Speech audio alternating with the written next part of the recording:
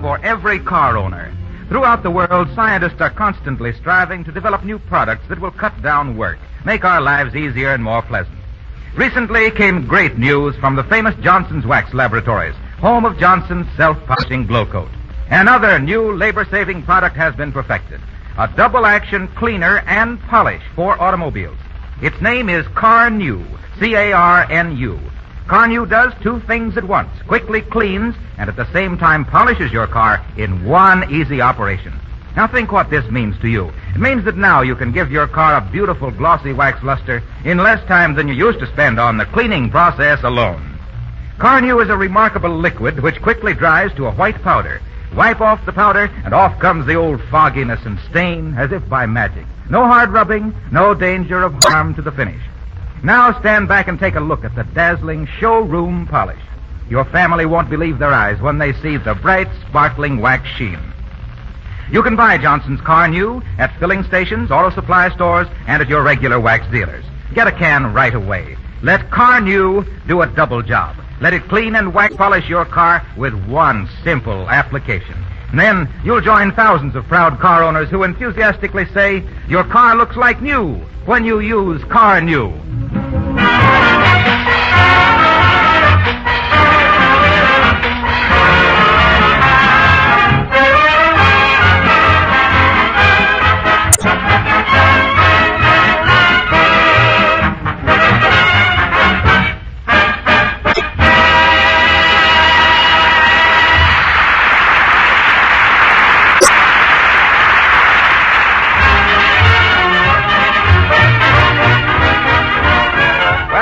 The Don't Be a Wallflower Zither Corporation has finally delivered Fibber's instrument. We almost said musical instrument, but we've heard him practicing on it. And here on the back porch at 79 Wistful Vista, speculating on the non-arrival of the promised 10 easy lessons, we find Fibber McGee and Molly.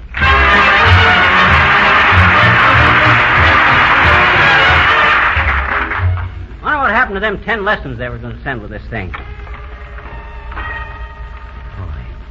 Ain't this a beautiful instrument?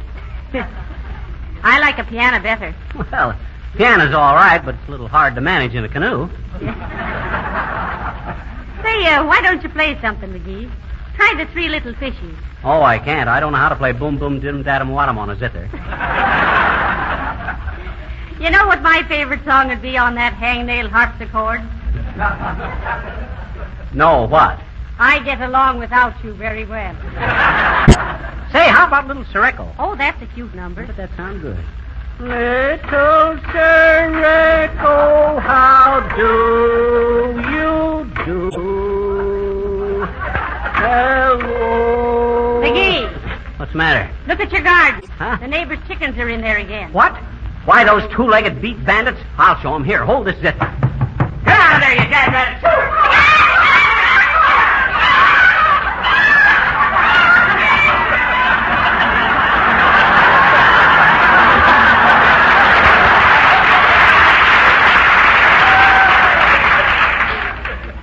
I got to learn that guy next door to keep his chickens at home.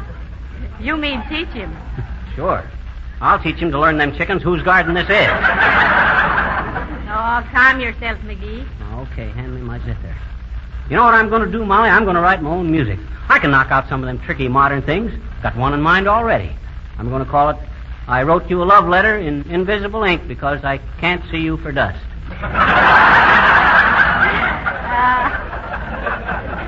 Well, that's very sweet, dearie. And maybe you could pound out a little lullaby and call it, Baby Couldn't Wait for the Sandman, so we didn't wash the spinach. Oh, yoo-hoo, Mr. Wilcox. There's Mr. Wilcox in his car. Hello, folks. Going to be home a little later? Yes, we are, Mr. Wilcox. Yeah, come on over, Harpo. I want you to see my beautiful zither. I've met your sister, and take that gum out of your mouth. I'll be back a little later, folks. Got to go home and polish my car. Yeah. Harpo's coming over. I wish I had my lessons here. I'd like to surprise him with a good rug cut and swing number on the zither. Does Mr. Wilcox like swing music? He's always so busy selling wax, I didn't think he had time for it. That's why he likes it. He's a glitter bug. Say, wait till I get to play this zither good, Molly. I'll bet I'll be invited out every place. Why, sure you will, dearie. Every place you show up with that zither, you'll be invited out, but quick.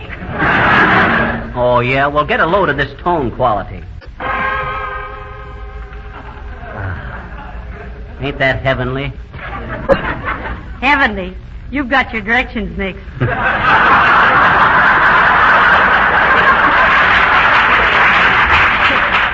But now, don't let me discourage you. Oh, you ain't discouraging me, Molly. Though I can't honestly say you're pouring no kerosene on the flames of my genius. Well, have your fun, dearie. I've got to go in and finish mixing the cake. And keep an eye on those chickens now. Okay. I wouldn't care how many of my vegetables them chickens ate if they'd lay an egg in our yard now and then. Like a bunch of foreigners that come over here and make a lot of dough and then take it back to the old country.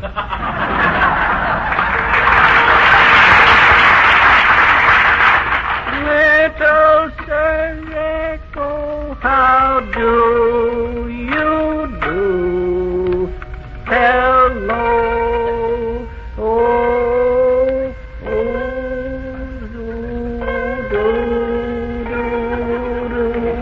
Well, do it. Oh. Hi, little girl. I didn't see you come up on the porch. I know you didn't, I bet you. What you doing, mister? Practicing my music. Hmm? I says I'm practicing my music. Always remember that to be an expert at anything, you got to practice. And when you're an expert, people have to pay for what you do. Oh. Well, gee, people don't pay my grandpa, and he's practiced a long time, I bet you. Oh. Practice what, zither? No medicine. Oh. Well, that's different. Oh. Hmm? You says I meant... Oh, skip it. What's the matter, little girl? What you looking at? Did somebody run over your mandolin? It ain't a mandolin, it's a zither. All zithers is flat-chested like this. Here, you want me to play it for you? No. Oh, you like it when you hear it. I bet you I won't, I bet you. I bet you will. Here, listen. Oh. Wow. I am a little out of practice, sis, but I used to be quite a musician. Why, back in 1914, all the songwriters used to come to me for help because they knew that they could depend on me to give an old tune a new twist. Tune Twister McGee, I was known as in them days. Tune Twister McGee, the Titanic talent that taught Toscanini to tremble timidly when I took the time, toil, and trouble to tear off a tender two-step, tossing off toe-tapping tunes to tease and tickle the twinkling tootsies of teeth and twerps, tantalizing the testy tune-smiths of Tin Pan Alley with my torrid tropical tempos, and touted as a typical tip-tock tone tycoon from Tiskets and Taskets and tripe that's new to tarantellas tried and true.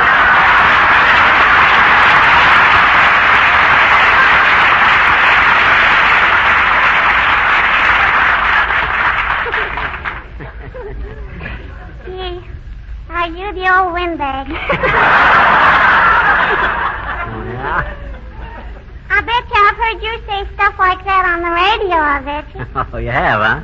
Hmm? So you've heard me on the radio, huh? Eh? Sure. My papa listens all the time to you. Oh, he does, huh? That's swell. What does your papa think of me? Well, he thinks you deserve a nice pat on the head. Well, he thinks you deserve a nice pat on the head. Nice pat on the head. Nice pat on the head, huh? Yeah, he runs a pile driver. Well, come on, mister. Come on, mister.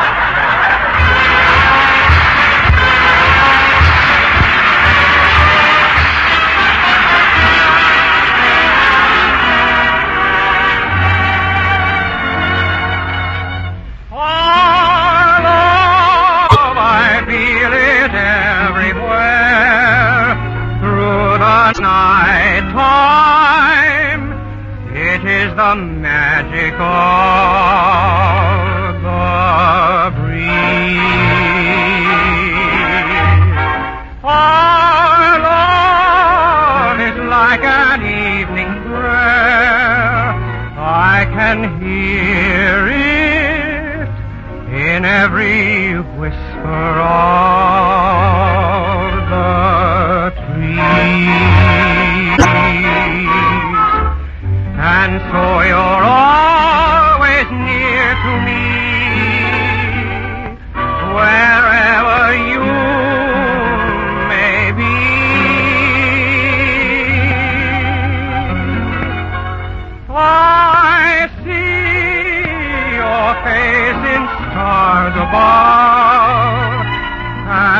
I dream on in all the magic of our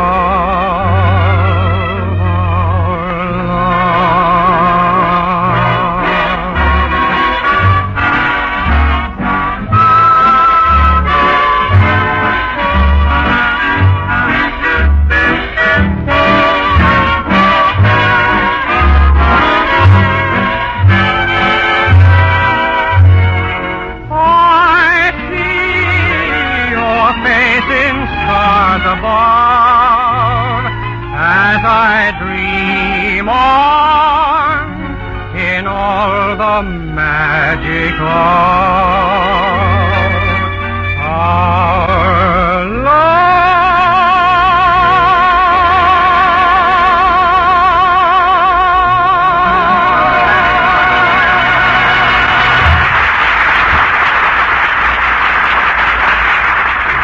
Folks, that was Donald Nova singing Our Love. That was swell, too, Don. I think so, too, Mr. Novus. Thanks, Molly.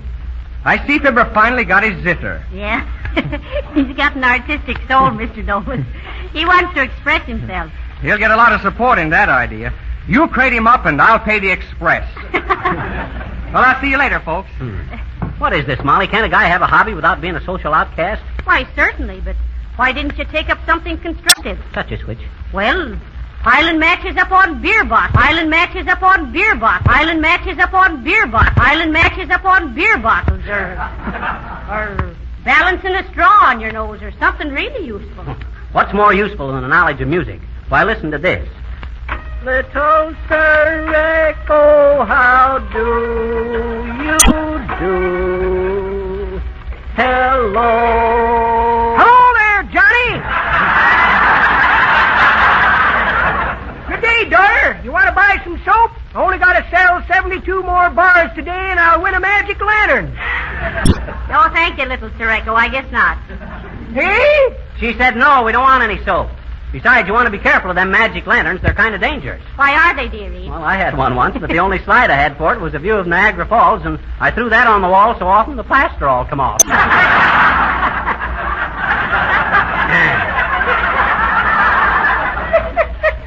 That's pretty good, Johnny. But that ain't the way I heard it. The way I heard it, one feller says to the other feller, say, I see where a couple of kidnappers in California tied up a big publisher and carried him away. Is that so, says t'other feller. How did they treat him? Well, says the first feller, speaking as a book expert, he says he didn't care for their bold-faced type, but they certainly gave him a nice binding.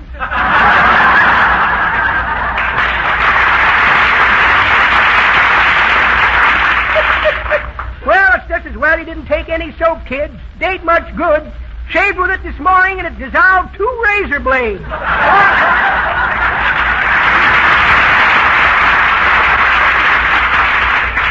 Fine soap husband he is. Yeah, that'd probably be pretty good laundry soap if you had a nice, dirty 3-story laundry you wanted washed. Oh, well, the poor fella just... Oh, hello, Mr. Wilcox. Hello, folksy. What you doing here, Harpo? If you was real loyal to our sponsor, you'd be home polishing up that car of yours. Oh, I've got that all done. What, already? Sure. I just used that new Johnson product, Car New, and it's marvelous. Cleans and wax polishes your car in one operation. Is that so? Tell us about your operation, Wilcox. All right. You simply apply Car New all over the clean surface of your car, allow it to dry to a powder, wipe off the powder, and there's your car with a beautiful wax polish. Well, heavenly days. As easy as that? As easy as that. Why, Car New is as sensational a product for auto polishing as Glow Coat is for floors and linoleum. Oh, say, that's a nice bunch of chicks you've got there. Oh, my gosh, they're in again. Hey, get out of there! Go on home!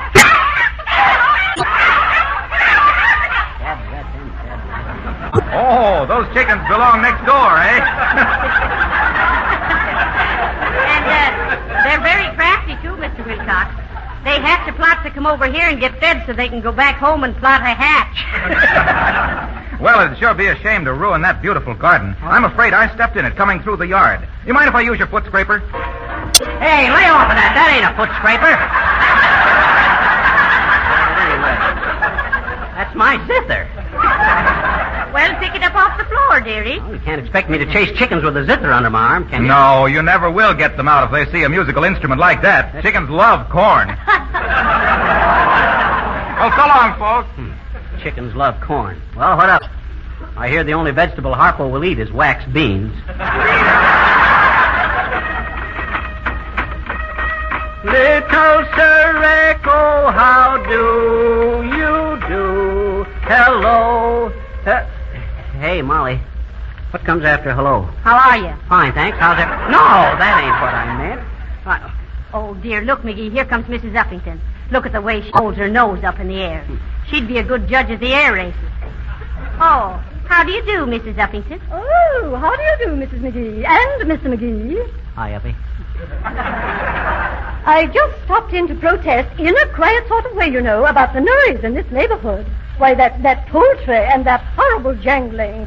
Really, it's lowering the tone of the whole neighborhood. Well, you got us wrong, Uppy. Them chickens don't belong to us. Yeah, and that jangling noise was McGee playing his zither. Yeah. His zither? Well, what on earth is a zither? A zither?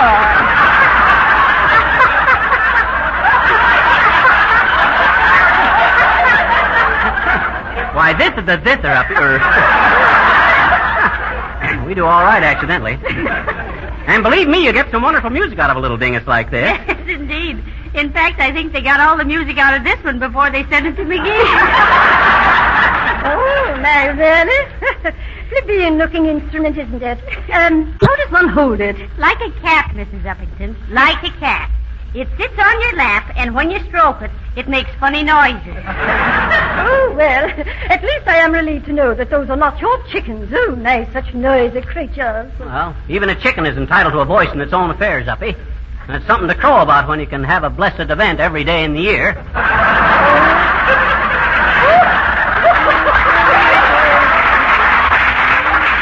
Oh, dear. Oh, that reminds me. My poultry man brought me some fresh eggs last Sunday, but I couldn't accept them. I just couldn't, really. No? I said, oh, no. I said, give them back to the hens, poultry man, I said. After all, you know, this is Mother's Day.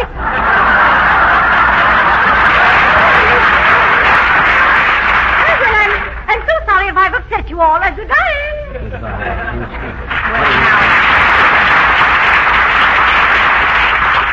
Isn't she silly, McGee? Sending the eggs back to the hens because it was Mother's Day. Yeah, I bet she saves all her pop bottles and sends them back on Father's Day. This thing has got more strings to it than a Jip accident policy. Little Sir Echo, how do you do? Hello. Damn, that's them chickens. Go!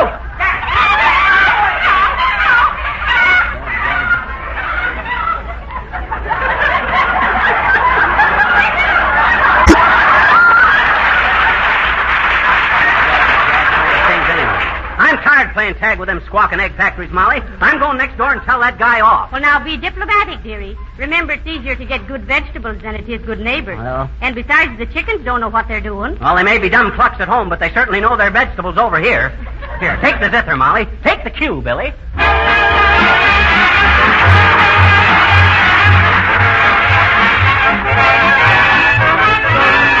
Way down yonder in New Orleans, in the land of dreamy scenes, there's a Garden of Eden. Dreamy scenes, there's a Garden of Eden. That's what I mean, oh, that's what I mean. Oh, Creole babies with flashing eyes, soft with tender sighs. Stop, oh, won't you give your lady fair a little smile? Stop, you bet your life you'll linger there a little while. There is heaven right here on earth with beautiful queens, way down yonder in New Orleans. Do-do-do-do-do-do. Way down yonder, New Orleans, in the land of dreamy scenes, there's a Garden of Eden. That's just what I mean. Creole babies with flashing eyes, softly whisper with a tender sigh. Stop, stop, stop. Give your baby a smile. Stop, stop, stop. Linger, linger a while. There is heaven right here on earth with those beautiful queens, way down yonder in New Orleans. In New Orleans, way down yonder in New Orleans, in the land of dreams. Creole babies with flashing eyes, that's what I mean. Oh, there is heaven, heaven right here on earth. with those beautiful queens.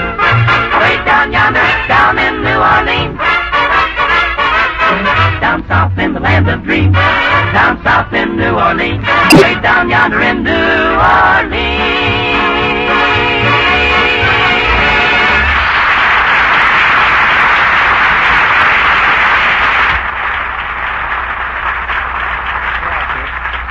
That was the four notes singing way down yonder in New Orleans. A little southern dish they cooked up and served hot. Very tasty, kids. Well, I hope this guy's home. I don't know why a chicken crosses the road, but if them hens of his cross my path once more, I'm going to... Yes? Oh, hi, Bud. Are you the fellow that lives next door? No, I live right here. Oh, yeah. This is next door, ain't it? No, next door is over there. Mr. McGee lives there. I seem to have got off to a wrong start, Bud. I'm Mr. McGee. Yeah, that is a wrong start from what I've heard. Yeah. What can I do for you, Mr. McGee? Well, I can tell you in words of one syllable. You can keep your hands at home. I ain't running no cackleberry relief project. I believe I get the idea, Mr. McGee. You want me to keep my chickens out of your garden. Bud, you catch on quicker than lint on a blue serge suit. If you don't keep your chickens at home, they'll wind up in a fricassee. Or we'll wind up in a fricassee. Yes, I'm see. I'm sure you won't be bothered with them anymore. It seems that backyard of yours is always the scene of some kind of excitement. What you mean, Bud? Why, hadn't you heard? Why, the fellow who lived there before you did used to bury large sums of money out there. Huh? But after he moved, why, no one was ever able to find anything. Oh, well, you know how these things spread, Bud. Neighbors will talk. I knew a guy that built a bird bath in his backyard, and the neighbors complained because he didn't have a seagull for a lifeguard. Well, much obliged, neighbor. Have a cigar? Thank you, I have one. You got two? I'll drop in some night and play you a zither solo. Oh, splendid. I'll have the executor of my estate put a music rack on my tombstone for you. What's that for, Bud? That's the only way you'll ever play me a zither solo over my dead body. Good day, McGee. Well, I guess I got that settled. As I always says, if you'll just take a reasonable altitude with people, you'll never have a come down. Well, hello there, Fizzer. What is this I'm hearing about you sitting on your piazza practicing on the musical instrument pipe? Yeah, I bought me a zither, Nick. Is that so? Yeah. If I'm not being too inquisitive, how do you play a zipper? Do you blow into it like a piccalilli or hit it with a stick like a zilla telephone? Xylophone, Nick, not Zilla telephone. It's a natural mistake, Fizzer. You hear so many wrong numbers on both of them. I had to give up my zither practice for today because I had to keep chasing the neighbor's chickens out of the yard. I don't mean to tell you. Yeah? That is reminding me of the cute little stories I'm reading in a book last night, which is being known by the name of The Moose Which Is Laying a Golden Egg. That wasn't a moose. That was a goose. A moose is a kind of a deer. Well, anything that is laying a golden egg would be kind of a deer to me, I'm thinking. But the plot of the story, Fizzer, is very excruciating. It seems that once upon a time, way back when it was quite a while ago... Never mind, Nick. I'm familiar with the story. Well, be that as it may, June or July, in this story there is a man who is doing a good turn to a fairy princess, which he is not having any right to do because he is not a Boy Scout in the first place, and a fairy princess doesn't need somebody to do me a good turn in the third place. I don't know who came in the second place. I didn't have any money on it anyway. Well, sir... I know the story, Nick. The fairy princess gave him the goose to take home as a reward, and every day it would lay a golden egg. Sure. Well, sir, the man who is having this fowl is being so greedy that he can't wait till day after day to get one egg at a time. So he's killing the goose, thinking it is full of golden eggs. And what is happening? But nothing. And then he didn't have either goose or egg. Precisely. And the moral of the story is being, if somebody gives you the bird, you want to make something of it? Go on, Fizzer.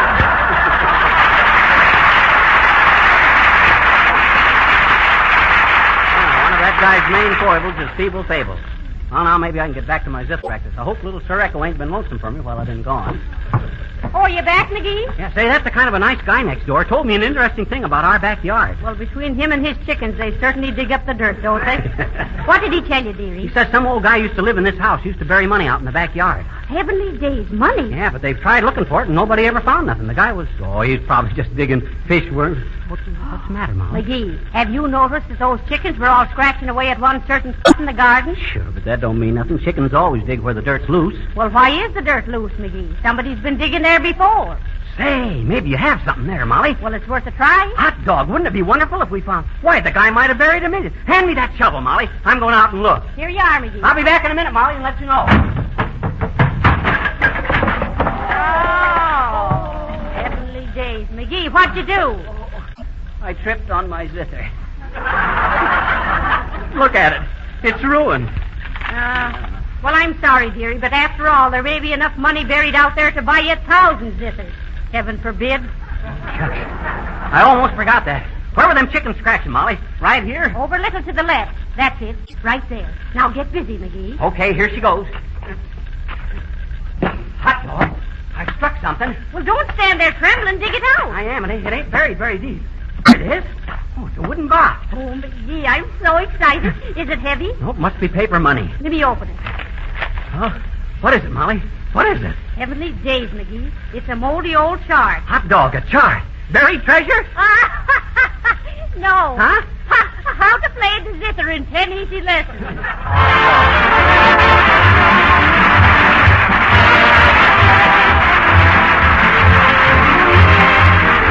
Fibber and Molly will be back in just a moment. And now may I have your attention? School will soon be out, and your children will be trooping through the house, bringing in a lot of extra dirt and grime. Now is the time to protect your floors, furniture, and woodwork with a gleaming shield of Johnson's wax. To save them from the punishment they'll get. Gleaming shield of Johnson's wax. To save them from the punishment they'll get this summer. You'll be amazed to find how much cleaner your rooms will stay after you've given your windowsills, tabletops, and floors a dirt-resisting wax polish. Your home will have bright new charm, for dust can't cling to the beautiful satiny wax luster. There's a big sale right now of Johnson's Wax and Johnson's Self-Polishing Glow Coat in special giant-sized cans containing 1/3 more than the regular amount. These giant cans don't cost a penny extra. You pay for only a pint or a pound, and you get a pint at 1/3 or a pound at 1/3. Now, these giant sizes are going fast. When they're gone, there won't be any more. So ask your dealer the first thing tomorrow morning for Johnson's Self-Polishing Glow Coat and Johnson's Wax in the money-saving giant-size can. You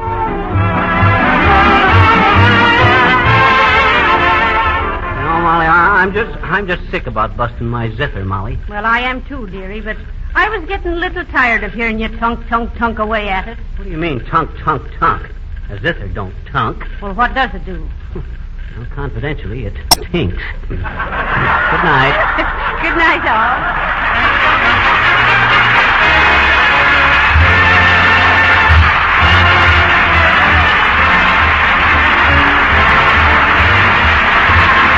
This is Harlow Wilcox, speaking for the makers of Johnson's Wax and Johnson's Self-Polishing Glow Coat, Racine, Wisconsin, inviting you all to join us again next Tuesday night. Good night. This is the National Broadcasting Company.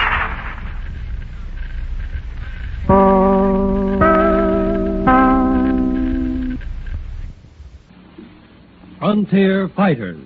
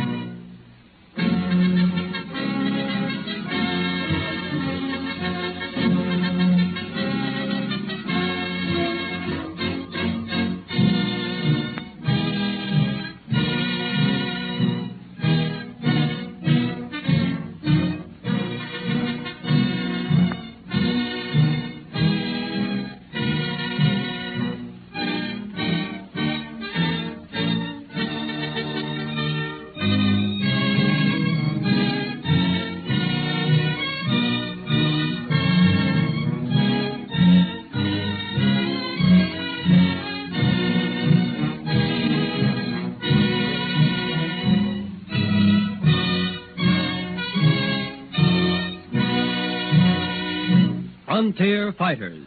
Stout-hearted men and sacrificing heroic women who fought their way across hundreds of miles of unblazed trails to bring the light of civilization to the West.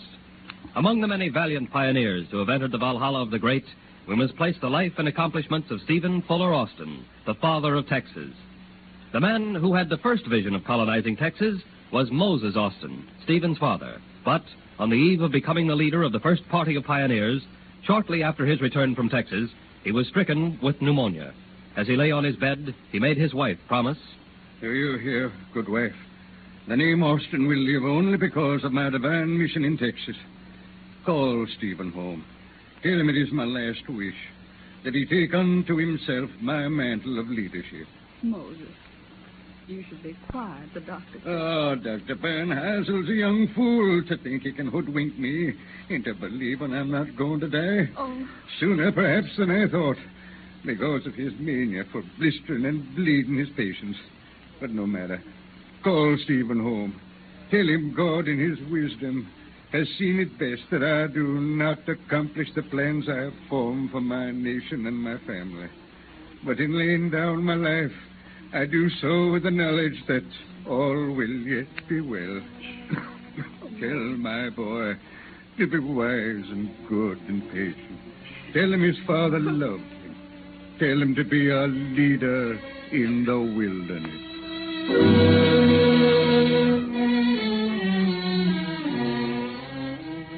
When Stephen F. Austin was called home to receive the burden of his father's last words, he was only 28 years old.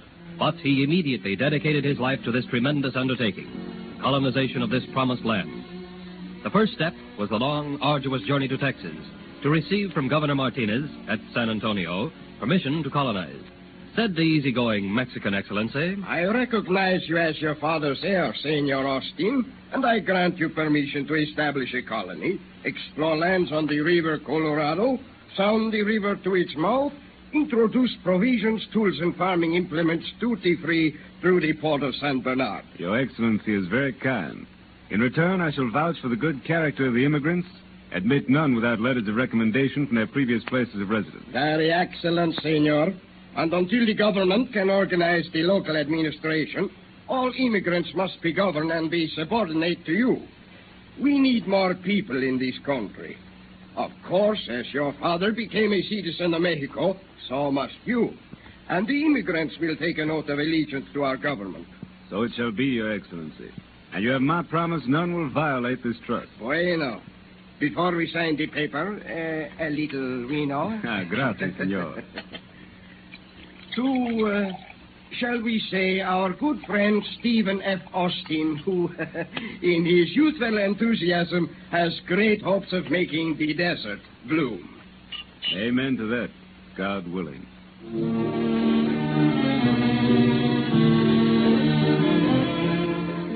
The moment that the notice which Austin posted in Louisiana had been read, it caused a great stir.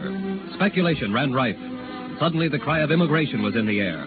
The entire scheme appealed to the American sense of adventure. In New Orleans, scores crowded around the notice.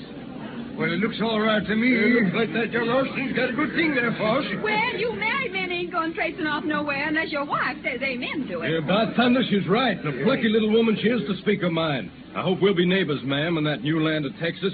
I'm signing up now. Wish I was married. I'd get 920 acres instead of 600. Well, for once, children is a help instead of a hindrance. We get 160 acres extra land for each child, and I got 4. I guess I'll get me a wife. Widow preferred. Widow with 6 children more preferred. And own some real acreage out there in Texas.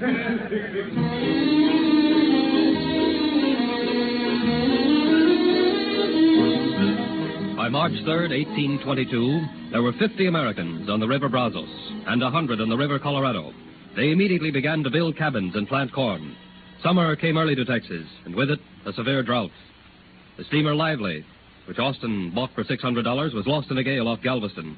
Those who so freely pledged money to Austin for his scheme of colonization, at the ugly sound of the words drought and disaster, became frightened and spoke of watchful waiting being the best policy. Many of the emigrants, tormented with the specter of possible short rations through the coming winter, decided to turn back. You can all of your young critters if you want. You can all of you starve if you want to.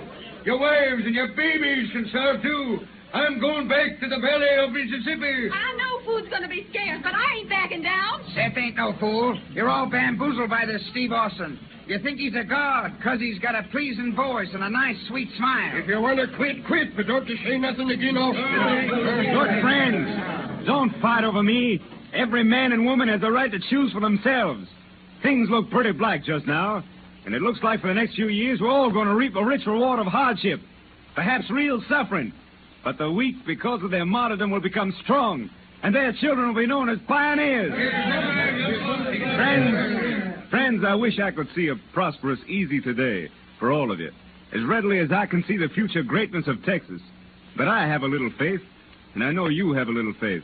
And if we lay it all down upon even this barren ground, it will be the cornerstone upon which future generations will build a glorious tomorrow.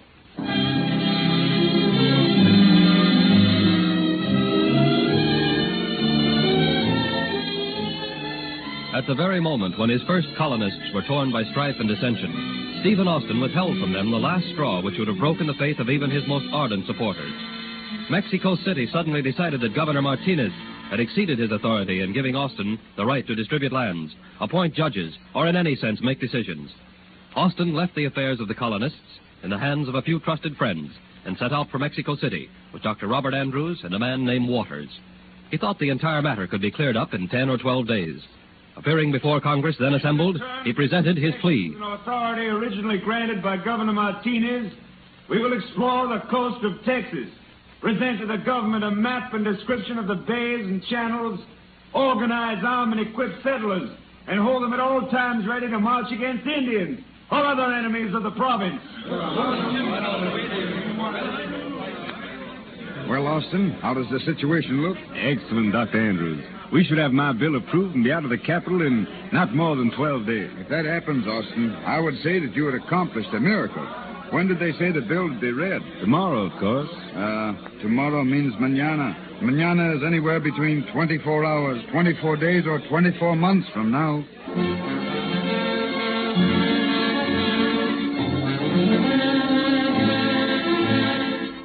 Typical of affairs in Mexico, there was a political issue brewing even as Austin presented his bill. The Republicans hated the man who was their ruler, General Iturbide, and within less than 12 hours a crisis was reached. Austin, wake up. Huh? Wake up, Austin. Wake up. What's the matter? What? There's fighting going on in the street. Waters. Yes? Let's barricade those windows. We may have to fight for our lives. All right, Andrews. Well, Austin, think we'll leave the capital in 12 days now? I can't understand it.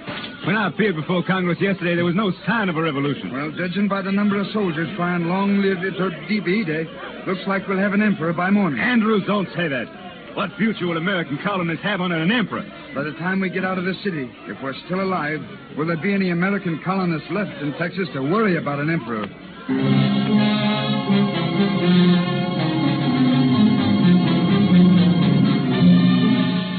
The next morning, the Mexican Congress assembled at 7 o'clock.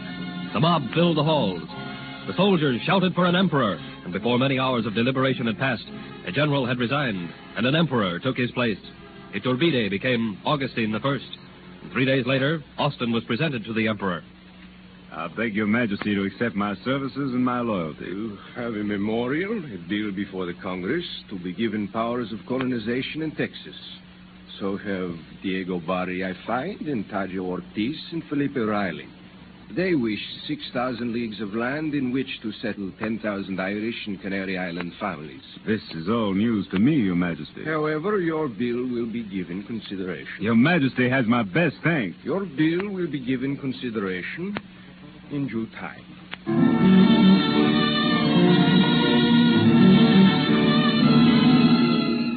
Weeks went by, then months dragged on. Word came to an already harassed, tortured Stephen Austin. One by one, the colonists were going back to their old homes. Months lost. 7 months.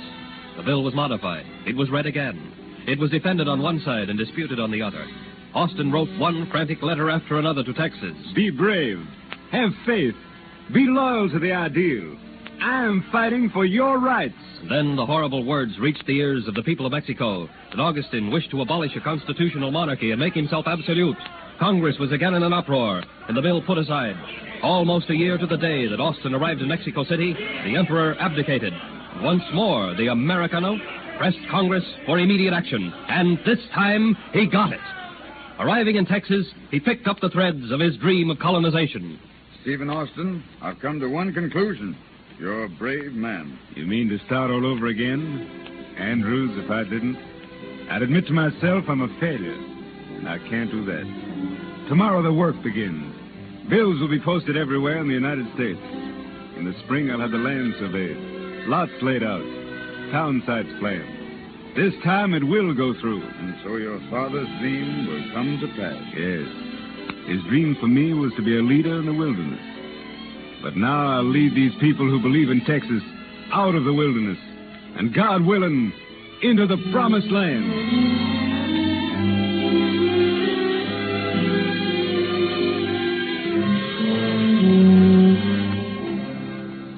No American struggled against greater odds than Stephen Austin, the father of Texas.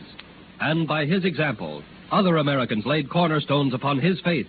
And today, because of this great pioneer and patient idealist, the Lone Star State is one of the most brilliant stars in the crown of the Union. And so ends a vivid chapter in the life of Stephen Fuller Austin, a truly great frontier fighter.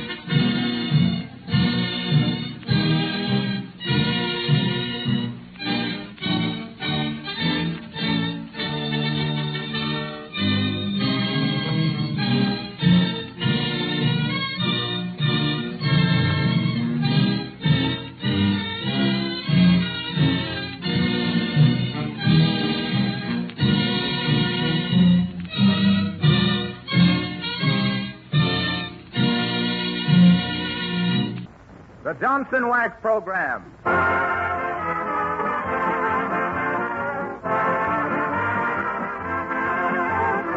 The makers of Johnson's Wax and Johnson's Self-Polishing Glow Coat present Marion and Jim Jordan as Fibber McGee and Molly, with Donald Novis, the Four Notes, and Billy Mills Orchestra. The show opens with Rise and Shine.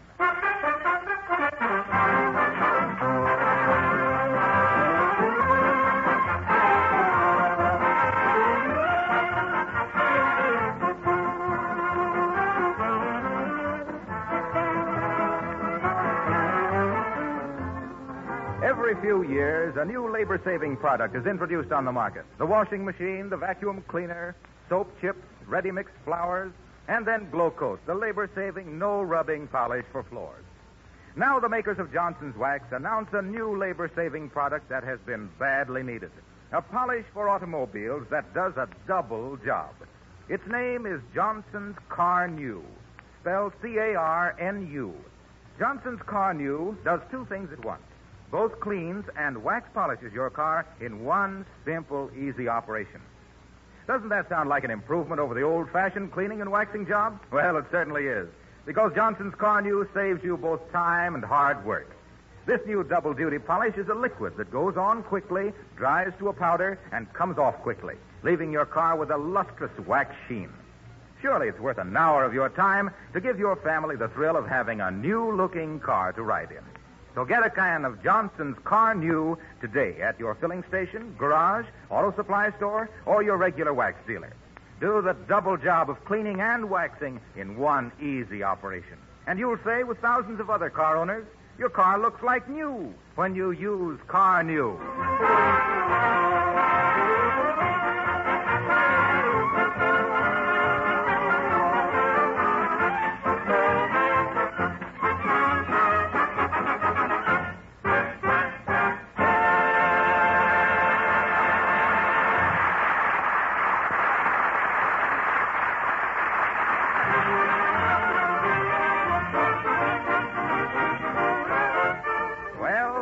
There's a spring clearance sale of hats at the Bonton department store.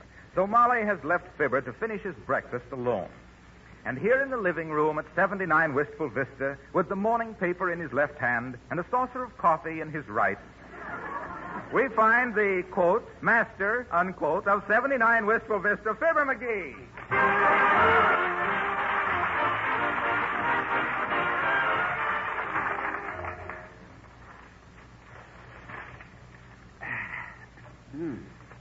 United States cruisers Quincy, San Francisco, and Tuscaloosa arrive in South America on goodwill tour. Wonder why they always send battleships on a goodwill tour. It's like sending Boris Karloff to deliver your Valentine. Come in. Is this the resident? Does Fibber McGee live here? You betcha, bud. I'm Fibber McGee. Okay, here's a cable. Here's a wire for your wife. Oh, a wire for Molly, huh? Wonder who this is from. Search me. I never see the interior. All I see is the outside. Where do I sign, bud? Right here? No, on the fourth line from the on the fourth line from the Oh, sign it any place. Okay, bud. How do you like working as a telegraph messenger, bud? Oh, it's quite congenial. It's not bad. The hardest part of it is when they ask me to sing a birthday greeting over the telephone. Boy, is that tough.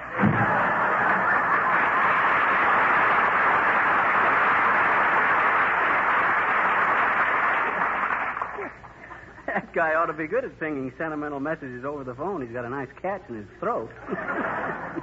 Wonder if I ought to open up this telegram. Hope that ain't that messenger again. I was hoping he wouldn't notice I didn't give him a tip. Come in. Hello, Mr. McGee. Me bring him back laundry. $2 $40 please. Okay, Gooey Fooey, here you are. Oh, thank you very much. Okay. Thank you very much. By the way, Gooey Fooey, what do you do with all the money you make? It's very expensive for keeping his son in the college. Oh, I see. But not much longer. Our son, he graduated from Colgate in June. Oh, is that so? Graduates from Colgate, eh? That's fine. Did he make any of the teams? He tried very hard for making football, basketball, track team, and rowing on cruise. Rowing on crew. Oh, you mean rowing on the crew? Yeah. Didn't he make any of them, Gooey? Oh, no, he studied too hard, you see. All the muscles in the brains, no brains in the muscles. Well, that's tough. Too bad, though, he couldn't win his letter after 4 years at Colgate. That's what he said, too. That's all. Yeah, he said, long time, no see. Goodbye now.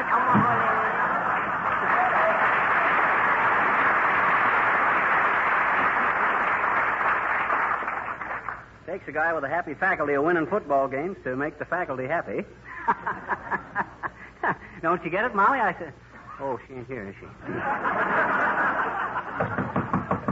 Dad ratted, if ever he knocks a boost, I ought to be higher than a kite. Oh, hi, little girl. Hi, mister. What's on your mind? I says, what's on your mind? What do you want? Will you please tell me a story? Will you please? Oh, go on, Cesar. I ain't got time to tell you a story. Why don't you go on home and ask your mama to tell you a story? Well, you got more of them, I betcha. Oh, yeah? What gave you that idea? Well, gee, my mom said you're the biggest storyteller she ever knew. Oh. She did, eh?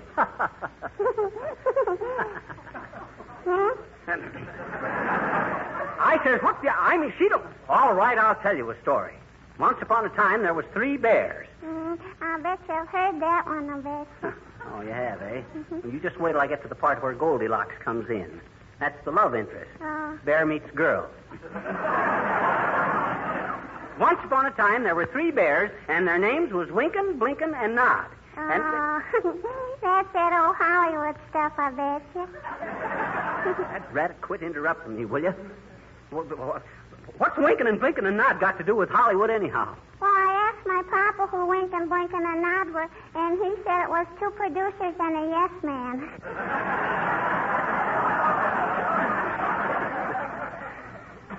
Dear. Well, we don't seem to be getting any place, sis. Sure. Huh? Hmm? If you know so much more about my stories than I do, go on out and sit on the porch and tell yourself one. I bet you I can't, I bet you. You can't tell yourself a story? No, I can't sit down. Why not? Hmm? I says, why can't you sit down? I got spanked. Oh. Well, that's the best news I've heard. Who spanked you and what for? My papa. Because I got bad marks in spelling, I bet you. Oh, you did, huh? Yes. My papa promised me a bicycle if I got good marks in spelling, but gee, am I lousy. You shouldn't have ought to talk like that, sis.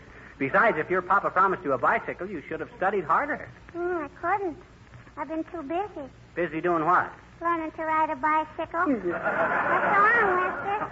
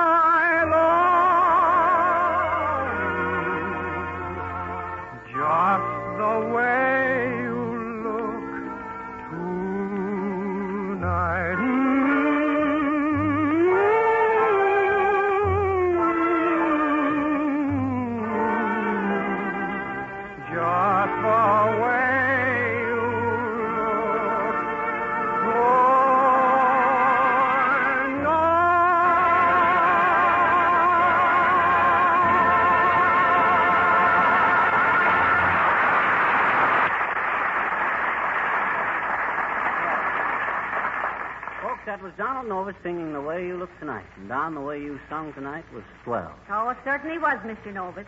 I'm glad I got home in time to hear it. I've been downtown buying a new hat. Gee, the one you have on, Molly? It's beautiful. Hey, I think so too, Molly. That's what I call a hat. Makes you look 10 years younger. 20 years. 30 years. Who'll make it 40? 40! Sold! 40 years younger to the gentleman in the blue shirt. Does anyone want to carry me piggyback? No fooling, Molly. That's the best-looking hat you've had in years. Well, I'm glad you think so. It's the only hat I've had in years. What you mean? Well, this is the old one. Uh-oh. Well, Molly, you're one of those girls who just has a knack of wearing clothes. Oh, now, go on. I wish you'd teach Fibber the secret. His pants are so baggy at the knees, he always looks like he's on his way home from a craft game. Well, see you later, folks. Oh, my, he's a nice boy, isn't he, McGee? Oh, yeah, in a crude sort of way. Yeah. Oh, by the way, Molly, here's a cablegram for you. A cablegram? Well, yeah. For goodness sake, I wonder who this is from. I don't know. Well, heavenly days. It's from the Netherlands, from Rotterdam. Hey, that's no place to write to a lady from. Who sent it? Mort, too. Remember, he's on a world cruise. Oh, yeah, Mort. Probably about that talking parrot I asked him to pick up for me. What's he say about it, Molly? Well, he says, regret unable to find you talking parrot. Stop. However, Hello, Mr. Wilcox. Hello. Why, what's the matter? Geez. You look kind of upset about something, Harpo. Oh, I am. I'm terribly worried. Oh, don't you feel well? Oh, I feel all right, but did you see last Sunday's paper? Why, yes. What about it? Well, did you read Tarzan? They've got him in a terrible spot.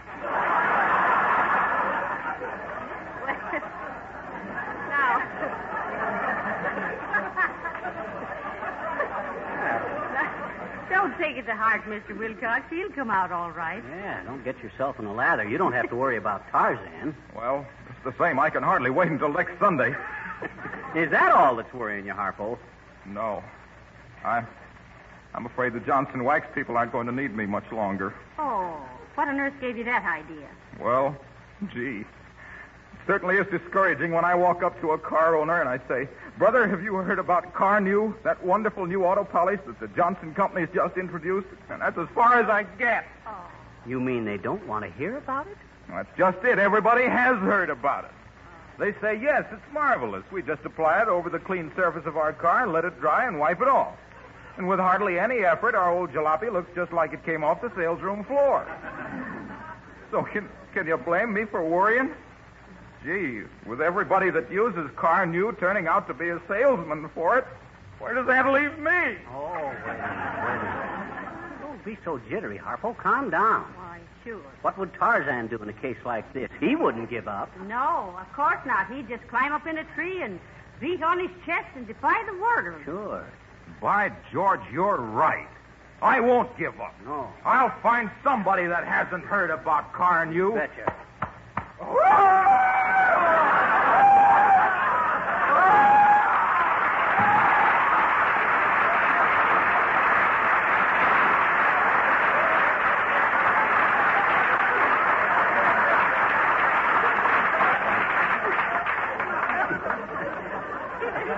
Harpo's killing himself. Well, I hope he gets over that Tarzan complex by next winter. Why, McGee? Oh, I suppose he has to stop and polish a car someplace, and he ain't got nothing on but a loincloth. Oh. Better read the rest of the cablegram, Molly. Oh, yes. Regret unable to find you talking parrot. Yeah. Stop. However, knowing you love birds, have sent you beautiful stork. Stork? Stop. Should be there by time you get this. Stop. Regards. Signed Toop. Oh, well, heavenly days, a stork. That's a fine substitute for a parrot. A stork. I suppose if we'd wanted a bald eagle, he'd have shaved an ostrich for us. Stork. Well, I suppose we'll have to take it, McGee. Call up the freight depot and see if it's here yet. Okay, but I don't get the idea of more sending. Hello, Fizzer. Hello, Cupie. I hope I'm not butting myself in what I'm not wanting. Certainly not, Mr. DePopulis. McGee was just going to call the freight depot. Yeah, a guy was going to send us a parrot, but he... Oh, parrots is being a wonderful bird, I'm thinking. It is a constant source of amusement to me how birds is learning to talk like people. There's talking parrots, Florence Nightingales, stool pigeons. Well, we didn't get a parrot, Nick. The guy sent us... You know, it's a funny consequence that I'm reading about. A parrot's in a book just last night, which the name of it is calling itself by the title of a man whose name was Robin Hood Caruso. Oh. You mean Robinson Crusoe, Mr. DePopulis. Oh, I stand connected. Anyway, these stories is being all about a sailor who's being marined on a desert island. He's a regular castaway. Castaway. Sure.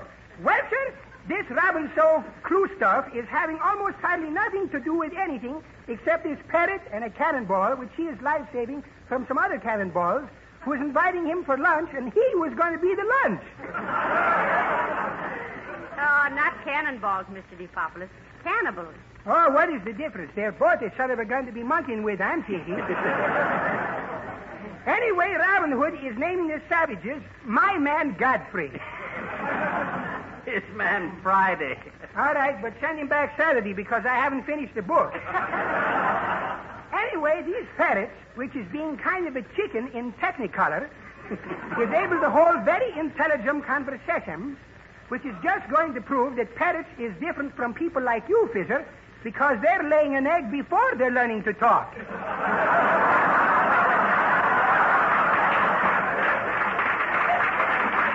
But what I'm stopping in to have you see me about is that we're having a little party at our house tonight. Oh. But it's going to be pretty crowded, so why don't you go to a good movie?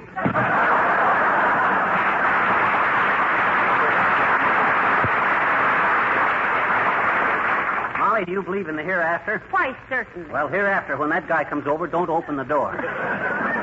Oh, Mr. DePopulis is all right, McGee. Now get busy and telephone the freight people. All right, hand me the phone. Oh, dear. Come in. Oh, it's Mrs. Uppington. How do you do, Mrs. Uppington? Oh, how do you do, Mrs. McGee and Mr. McGee? Hi, Uppy. I just thought I'd stop in, Mrs. McGee, to see your new hat. You did just buy a new hat at the Von Town, did you not? Why, yes, I did, Mrs. Uppington. But it hasn't been delivered yet. Did you see me at the Bon Ton? Oh, no. But my maid did. She says it's a wonderful place to buy hats. So economical, you know. Oh, is that so, Mrs. Uppington? My, it must be wonderful to have your maids buy your hats for you. Personally, I like to select my own. Oh, my dear, you don't understand. My maid buys all of her own hats there. I, of course, get mine directly from Paris. Ah, you poor thing. How terrible. No wonder they're all out of style by the time you get them. Molly's round. But really, Mrs. McGee, they're not, you know. My couturier assures me that my hats are in the latest mode. Original Parisian styling, of course. Oh, of course, Mrs. Uppington. McGee, remember what I said about that last hat of Mrs. Uppington's? Huh? Didn't I say at the time it looked real French to me? Oh, well, that ain't exactly the way you put it, Molly. You said get a load of the lid on Snooty Puss. It looks like the Eiffel Tower. Now, there, you see, Mrs. Uppington? Yes. I'm so glad you liked them, my dear. After this, I shall send them over to you when I'm through with them, rather than throw them out with the rubbish. Oh, well, that's so sweet of you, Mrs. Uppington. But I couldn't think of accepting them without making some precipitation. Now, I tell you, you must let us send our rubbish over to you. Oh, why, that's quite unnecessary, I assure you. Oh, but I insist, Mrs. Uppington. It's too much, really. Oh, not at all. But, my dear. Oh, but I insist. Must you be going, Mrs. Uppington, so soon? Yes, I must be going. Goodbye.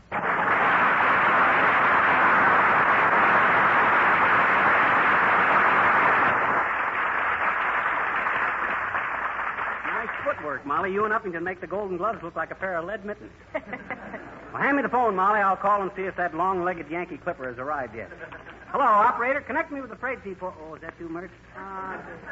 That is it. And to think that Alexander Graham Bell spent his life for something like this. I think I'll write Don Amici a nasty letter. Quiet. How's everything, Mert? It is, huh? What? He is? They did? He will? Oh, that's too bad, Mert. How old is your grandfather? Huh? Oh, well, it's about time, isn't it? Let me get this straight, Mert. They took a bullet out of his what? Oh.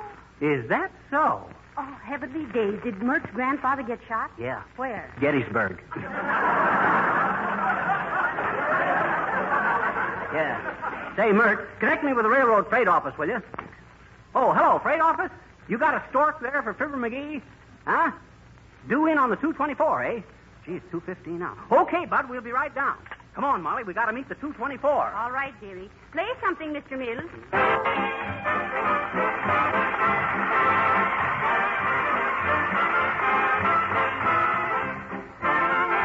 We meet, and the angels sing. The angels sing the sweetest song I ever heard. You speak, and the angels sing, sing, or am I breathing music into every word? Suddenly, the setting is strange. I can see water and moonlight beaming. Silver waves break on some undiscovered shore. Then suddenly, I see it change. Long winter nights with the candles gleaming. Through it all, your face that I adore. I adore. You smile and the angels sing. And though it's just a gentle murmur at the start, we kiss and the angels sing.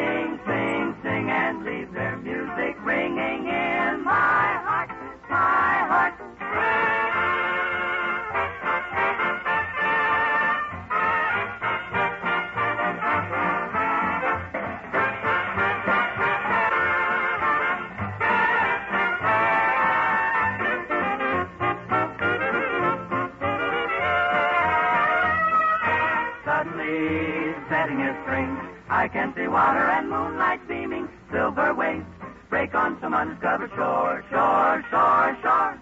Suddenly I feel all change, long winter nights with the candles gleaming, through it all your face that I adore, adore. You smile, the angels sing, and though it's just a gentle murmur at the start, we kiss and the angels sing, and leave their music ringing in my heart.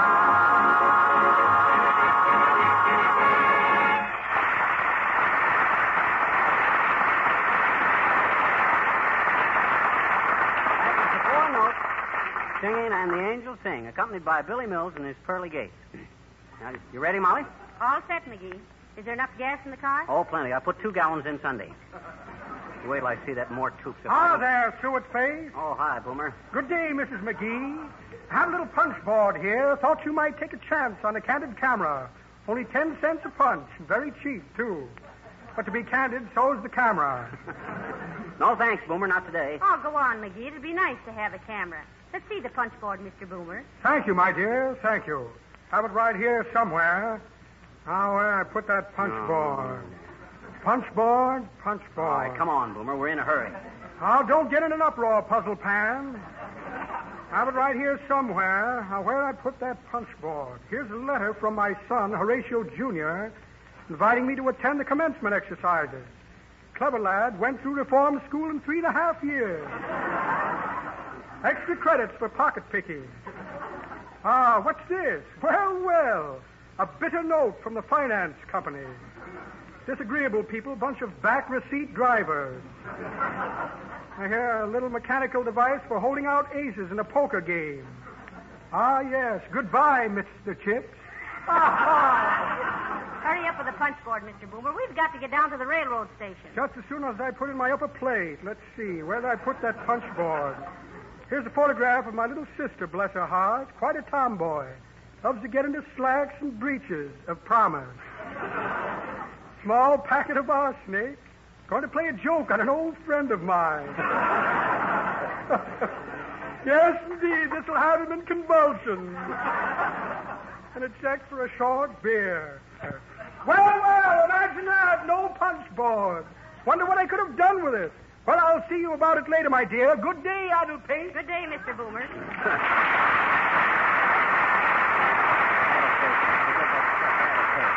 Too bad that guy can't go straight. His mother must have been frightened by a spiral staircase. Now, come on, hop in the car, Molly. You'll have to step on it a little, McGee, if we're going to meet the 224 now. Okay, here we go. Look at that pickup, will you? Like that. Huh? That's something. Car, you're down the end of the block. Oh, better slow down a little, McGee. We're not in that much of a hurry. Well, I don't want to lose track of that stork, Molly. Somebody might mistake him for a crane and put him to work loading freight cars. And don't you get it, Molly? No, I don't get it, but you're going to. What you mean? Here comes the motor cop. Oh, dear, oh, dear, oh, dear. All right, you, pull over! Get them brakes fixed. If you look in the book, officer, you'll find the first question is, where do you think you're going, to a fire? A fresh guy, huh? This'll cost you plenty, buddy. Disorderly conduct, speeding, and going through a stoplight. We did not go through a stoplight. That light had turned green. So did I when I saw how fast you were going. Now follow me to the police station. Just a minute, officer. May I have a word with you? Well, what is it, lady? Yeah? Yeah? All right, lady. Come on, buddy. Follow me.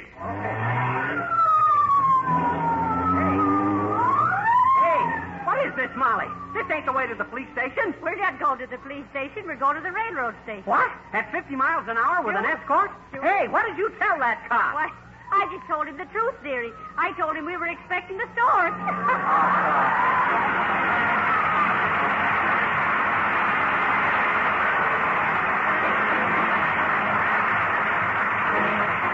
Fibber and Molly will be back in just a moment. And now may we have your attention. When you go into a home that has beautiful gleaming floors, you feel genuine admiration for the woman who lives in that home. A glossy, polished floor is always a sign of good taste. Now, there's no reason why you shouldn't have floors that are so bright and clean that everyone will admire them. Johnson's self-polishing Glow Coat will quickly give your floors a wonderful, lustrous polish without rubbing or buffing. Just apply and let dry. Glow Coat makes linoleum sparkle like new in a few minutes' time. And did you know that Glow Coat is just as important for porch floors as for the floors in your home? Well, it is. Glow Coat shuts out dirt and grime, saves you hours of cleaning work. You'll enjoy your porch much more when the floors stay clean and bright with shining Glow Coat polish. Glow Coat is spelled Glo-COAT. Johnson Self-Polishing Glow Coat. Insist on the real thing for brighter luster, longer wear.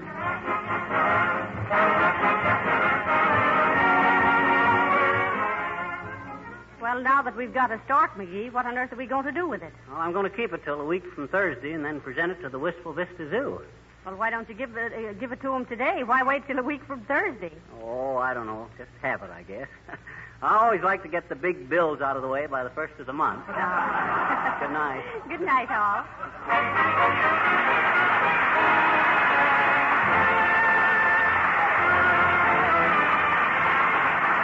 May we suggest that when you visit the New World's Fair, you be sure to see the 15 beautiful model homes in the town of tomorrow. On all the floors and woodwork of these homes, Johnson's wax polishes are used exclusively. This is Harlow Wilcox, speaking for the makers of Johnson's Wax and Johnson's Self-Polishing Glow Coat at Racine, Wisconsin, inviting you all to be with us again next Tuesday night. Good night. J-E-L-L-O. The Jell-O program starring Jack Benny with Mary Livingston, Phil Harris, Kenny Baker, and yours truly, Don Wilson. The orchestra opens the program with It Serves You Right.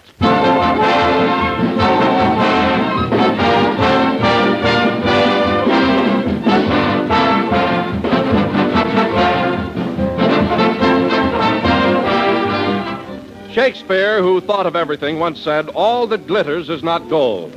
Well, I have a new version of that.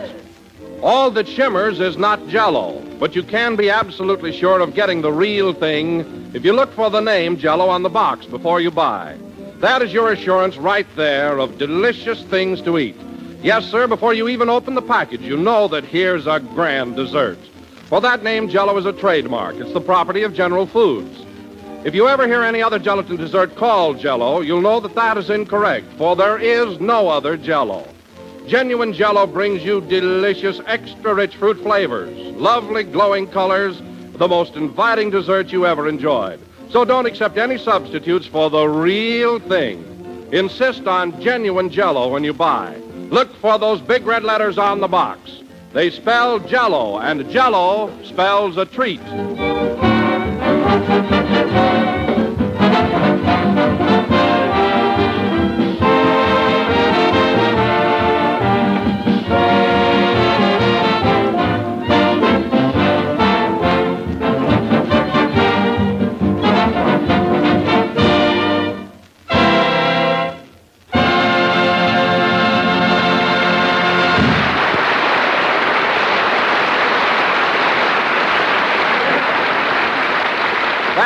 It Serves You Right, played by the orchestra. And now, ladies and gentlemen, we bring you that Don Juan, that Casanova, that answer to a maiden's prayer, Jack Benny. Thank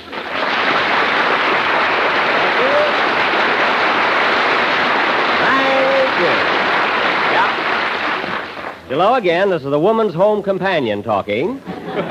And, Don, you certainly went to town on that introduction. If I do say it myself, you hit the nail right on the head. Oh, you liked it, huh? Well, Don, before you mentioned it, I never quite looked at myself as an answer to a maiden's prayer, but come to think of it, I guess I do have a way with the ladies. Oh, I've got to tell him, Phil. Now, keep still. Let him rave.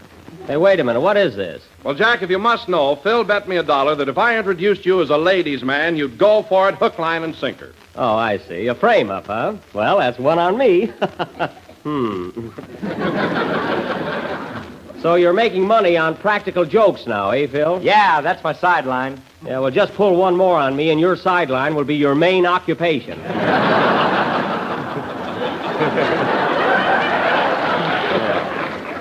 Anyway, I don't see what you fellas want to rib me for. You know, you never see me outstepping unless there's a pretty good-looking girl with me. I admit that, Jack, but they always look so bored.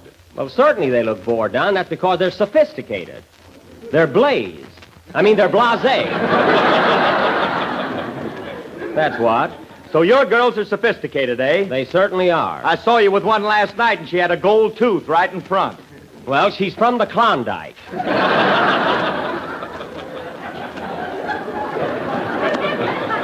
That explains that. All right, now explain those high-button shoes she had on. Oh, high-button shoes. I suppose she was wearing a bustle, too. It was either that or a papoose.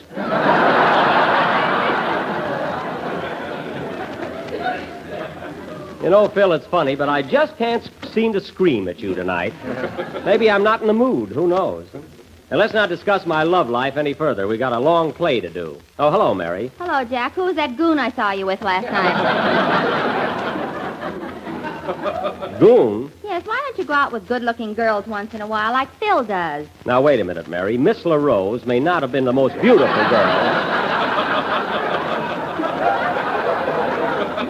Miss LaRose may not be the most beautiful girl in the world, but she's delightful company and very refined. Yeah, she's the only girl I ever saw that ate a steak like it was corn on the cob. Now, she wasn't that bad. Go on. She ordered a baked apple and bobbed for it. All right, Mary, just relax and mind your own darn business. Say, has anyone seen Kenny? We got to get our play started. You want me, Jack? Well, I don't want you, Kenny, but you're supposed to be here. Where have you been the last 15 minutes? I was outside in the telephone booth talking to my girl. Oh. But somebody wanted to use the phone, so we had to get out. Well,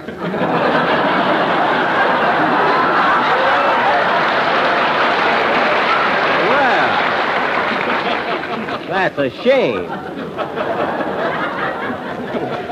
And now that we're all here, tonight, ladies and gentlemen, by special request, we are going to bring you our 1939 version of Walt Disney's screen classic, Snow White and the Seven Dwarfs. We are? Well, what do you know about that? Well, don't act so surprised, Bill. I announced we were going to do Snow White last week. Well, I didn't hear you. Oh, you didn't? Phil, don't you ever pay attention when I say something on this program? Not unless I say something right after it. I wish you'd think of someone besides yourself, Maestro. Oh, stop picking on Phil. I didn't hear you say anything about Snow White either. Well, of course you didn't. All during the last half of the program, you were pitching pennies with the orchestra. Well, I won 30 cents and a piccolo player. Well, give him back to Phil, and I'm going to fine you 30 cents.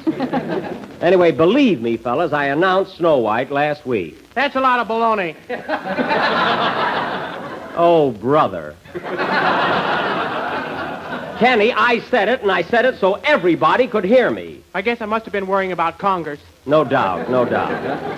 And now, folks, for our version of this play... Say, Jack, are you sure you announced Snow White last week? What a routine. You know, folks, this has been the greatest waste of time since Fred Allen got a sponsor.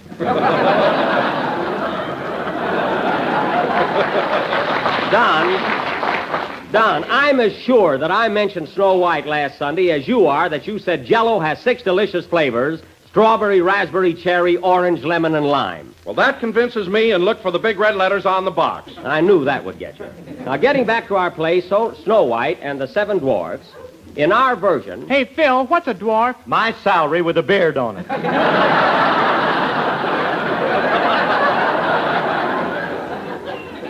That's right. Now, in our musical comedy, folks, as none of us look like dwarfs, we are going to call our play Snow White and the Seven Gangsters. Mary Livingston, who left her rouge at home, will be Snow White. Now, let's see. Who's going to be the witch? The girl Jack was out with last night. She is not. I'm getting the same witch we had last year. Where are you, witch? Here I am. Gee, is she going to be my stepmother again? Yes, and she's going to give you a poisoned apple. You stool pigeon! Quiet, you old bat. Now, our play will go on immediately after Kenny's song. And by the way, Mary, you want to know something? Walt Disney is sitting in our audience. Well, as long as he stays there, we're all right. I don't mind him coming, but he didn't have to bring Ferdinand the Bull with him. Sing, Kenny.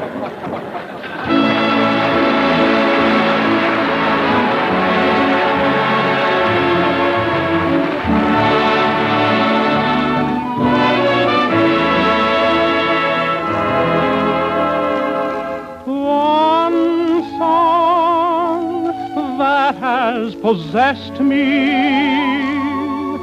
one love thrilling me through,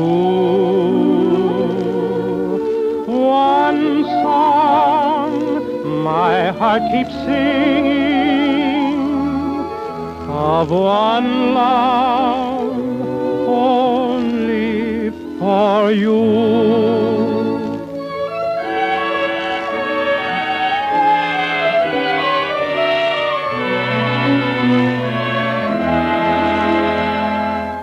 With a song I come to you like a troubadour, with a simple serenade, that and nothing more. I have no lute to play, no tinkling guitar, just a song to tell you how sweet to me you are. One song, I have but one song only for you. One heart tenderly beating, ever entreating, constantly true. One love that has possessed me, one love thrilling me through.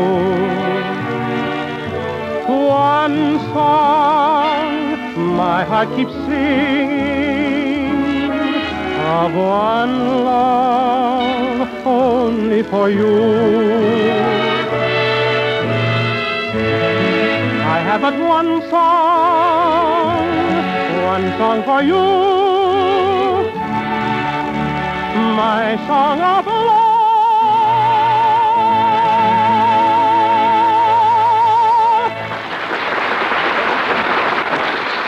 That was one song from Snow White sung by Kenny Baker. And thanks, Kenny. It was certainly apropos.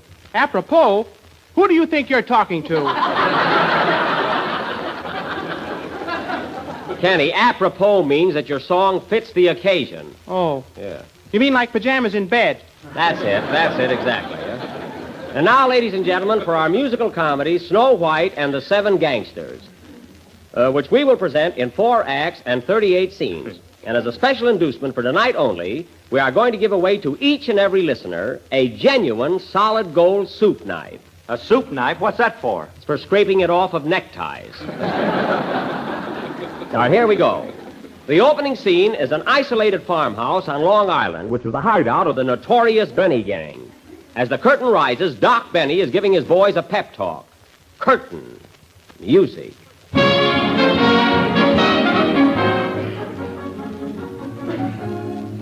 Now, listen, men. We got a big job on for tonight. The biggest thing we've tackled since we cracked the mint.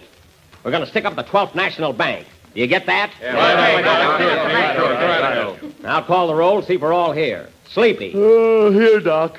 Sneezy. Kerchew, Doc. Gesundheit. Happy. I'm right here, Doc. Feeling fine and raring to go. What are you giggling about? I got an awful toothache. Oh, isn't that jolly? Grumpy. Right here, Chief. But I'm afraid we're soon going to get caught this time. Oh, you're too pessimistic. Bashful. Where's Bashful? Here I am, Doc, under the bed. Well, come on over here with us. What makes you so bashful? Well, Doc, when I was a kid, I went to a party, and I caught a seal and morsel trade, and it first rented. Of course, I didn't know they were going to afraid of a seal wage was start. And when I caught it for the seal across the street, and I've been blushing ever since. Fine gangster. Now, let's see, who else? Oh, yes, Dopey. That's me, folks, and very apropos. And you're a fine crook, too, the way you waste your time. What do you mean? I sent you out yesterday to pick pockets, and the first guy you hit was Fred Allen.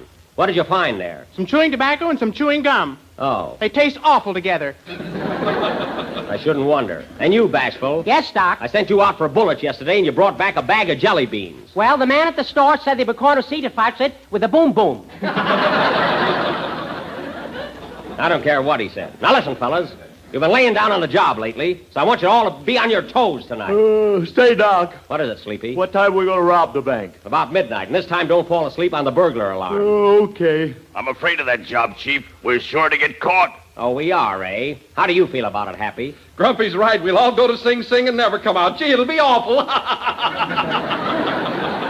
certainly got a brave bunch of men here. Scared of your own shadow. Oh, shut up. Yes, sir. What's that? Gee, it darn near worked. Now, listen, men. We got a big job on tonight, and we got to get some money. There's a payment due on our beards. So let's all work together. Just as soon as our supply of dynamite gets here, we'll go. Come in. Package of dynamite for Doc Benny. Sign here. Now, wait a minute. Is this dynamite good and strong? I think so. I had 2 arms when I started out. Goodbye. All right, men. Now, listen carefully. We'll meet tonight at 11:30 in the alley right in back of the bank. Is that clear? Sure, Doc. We'll be right there. Yeah, Sure we'll be thing. right there. What about you, Dopey? Will you remember where we're going to meet? Yeah, I tied a string around my little finger. Well, take that yo-yo off the other end.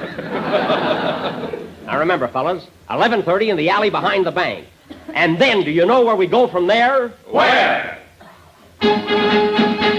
Hi-ho, to rob the bank we'll go. A safe we'll blow and grab the dough. Hi-ho, hi-ho. Hi-ho, hi-ho, hi-ho. Now don't be late, you know.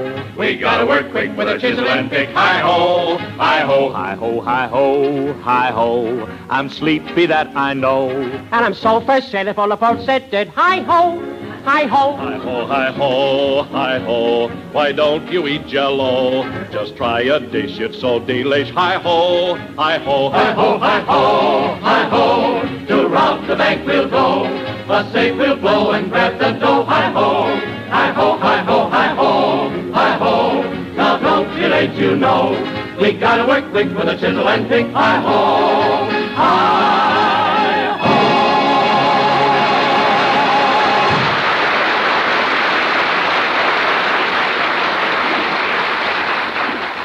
The scene changes.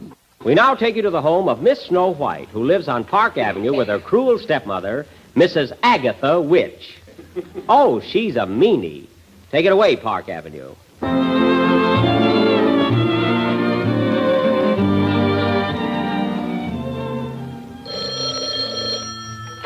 Hello?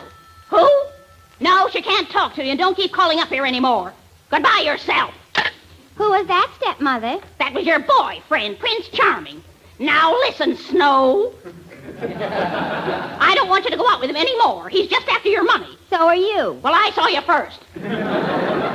Now, don't you dare to leave this room, you little brat. Isn't she awful, folks? Quiet, you Waukegan weasel.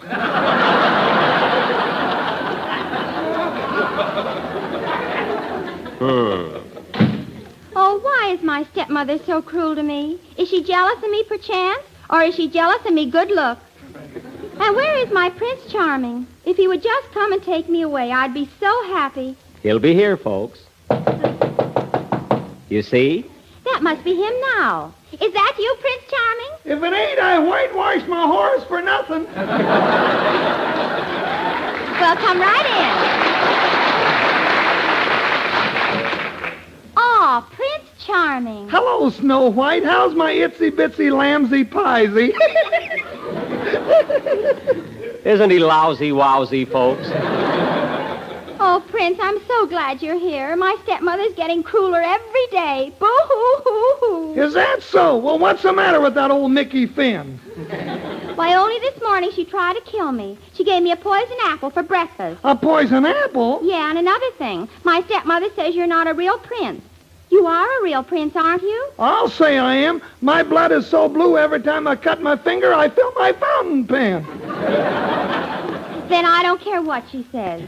I love you, my prince. And if you'd only take me away from here, I'd be so happy. Don't worry, my little angel cake.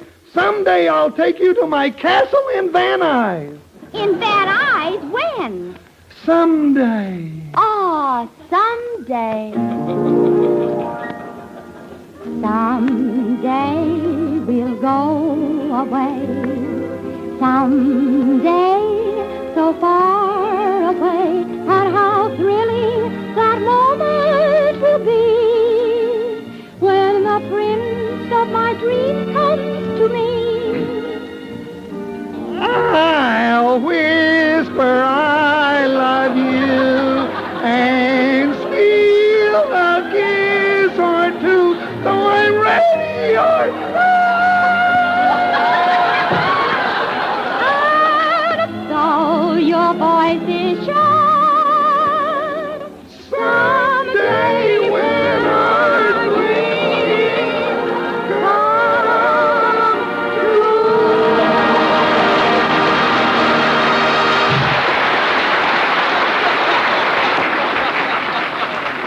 Now, wasn't that awful, folks? Well, goodbye, darling. I must go now, away on my faithful steed. There he is now. Say, your horse is awful thin, isn't he? He sure is. Hi-ho,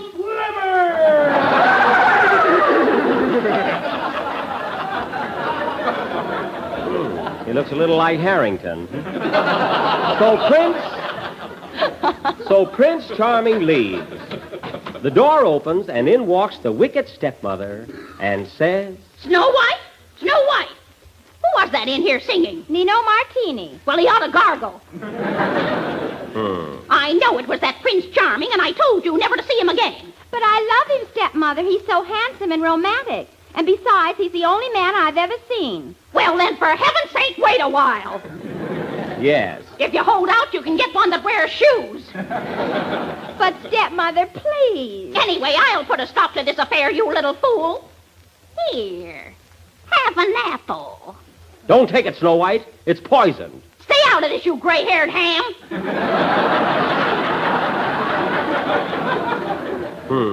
But he's right, stepmother. This apple is poisoned. It is not. Then why is that worm waving a red flag? You see? I'll make you eat it. Come here, Snow White. No, I'll run away from home. That's what I'll do. I'll run away from home. Stop! No, I'll never see you again. Never. Goodbye, stepmother. Goodbye, worm. Goodbye.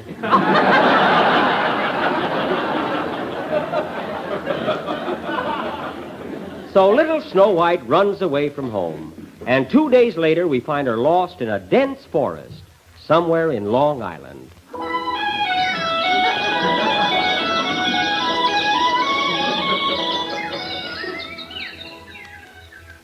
Aw, here I am in the woods. And look at the animals following me. Oh, see the pretty birds. Hello, bird.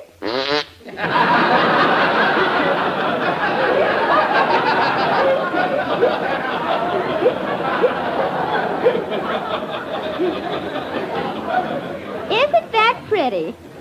Well, the same canary we had last year, you know? Gee, none of these animals are afraid of me. Look at that little silver fox with a bushy tail. Isn't he cute? Come here, Silver Fox. Oh, no, you got my brother around your neck now. All right, Smarty. Gee, I'm so tired and hungry. Oh, look, there's a farmhouse over yonder. Maybe I can get food and shelter there. Here I come, farmhouse.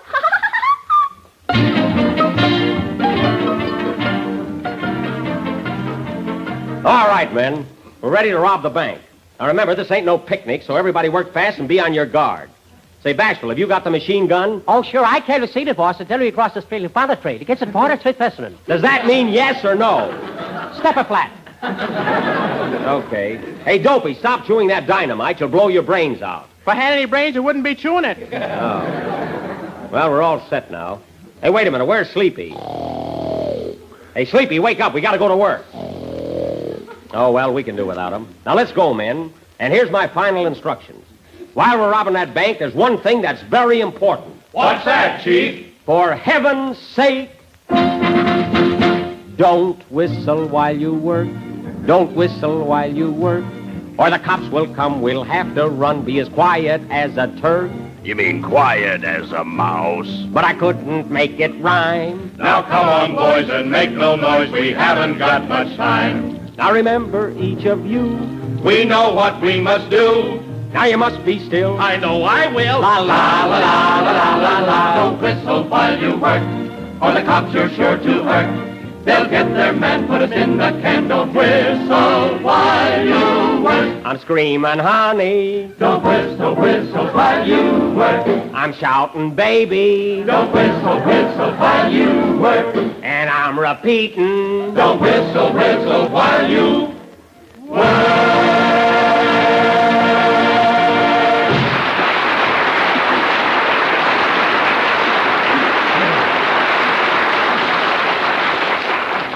All right, men, we're on our way. Let's go. Wait a minute. I know it. It's the cops. The cops? Gee, I'll bet they give us life this time. Quiet, I'll handle this. Come in. Hello, everybody. My name is Snow White. Why, it's a girl. A girl?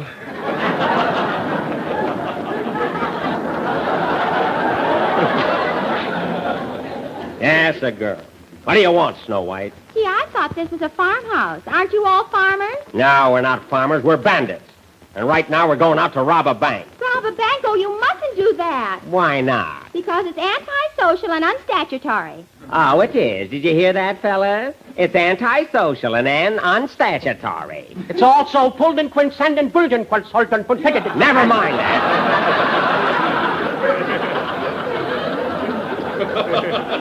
Come on, man. Tie this dame up and throw her down the cellar. Throw me down, too. Grab her, man. Now, wait a minute, Chief. She can't harm us. Oh, we're not taking any chances. Tie her up. Well, why do all you nice boys want to rob a bank? Money isn't everything. We're not going after money. We're going after blotters. Now, scram.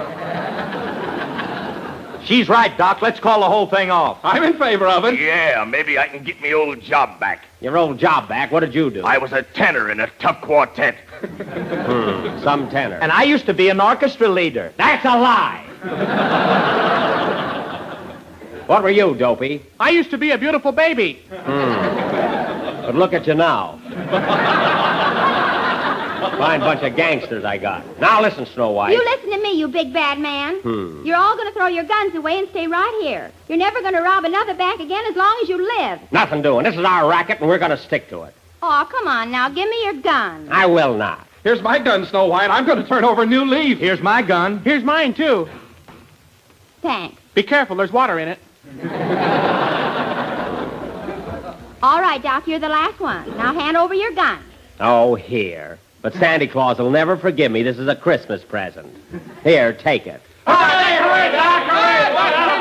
Hooray! Gee, I feel better already. Come in. Mr. Benny? Yes? Say, what are you doing here? I'm Prince Charming, and I'm looking for my sweetheart, Snow White. Now, wait a minute. You're not Prince Charming. He is, too. I just sold him my title. Oh. Come, my little Snow White. We'll go to the booby hatch and live happily. At last. At last. Someday we'll go away. Someday so far away. Though we're ready or not, and though we're not so far, someday when our dreams come true.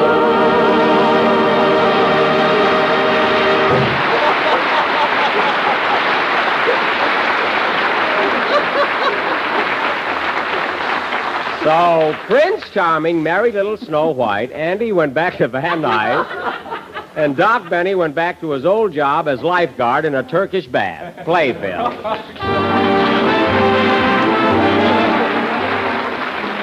If you want your family to vote you the finest cook in the country, here's all you have to do. Serve Jell-O chocolate pudding for dessert, the real old-fashioned chocolatey kind, rich and smooth and tempting. The kind of chocolate pudding that Mother used to make, but so much quicker and easier to prepare. Then try Jell-O butterscotch pudding. It's mellow and inviting, rich with true butterscotch flavor, with an appetizing taffy color that makes you hungry just to look at it. And then there's Jell-O vanilla pudding, an all-family favorite. It's smooth and delicate with a perfectly grand flavor. All three new Jell-O puddings are amazingly easy to make, for there's next to no cooking required. You'll find the simple directions on every package, and the best way to buy is 3 packages at a time. So ask your grocer tomorrow for Jell-O chocolate, butterscotch, and vanilla pudding, the real homemade kind. This is the last number, the 15th program in the new Jell-O series, and we'll be with you again next Sunday night at the same time. Jack had to rush away to do another broadcast, folks. Say, Mary, you know we forgot to do one of the best songs in the picture. Which one is that? The Wishing Well number. You know, where you heard the echo? Oh, yes, we'll do it now, Andy. So you get down in the well and be the echo. Okay. I'm wishing for the one I love to find me. Find me. Phil, hand me that bucket. Oh! Good night, everybody.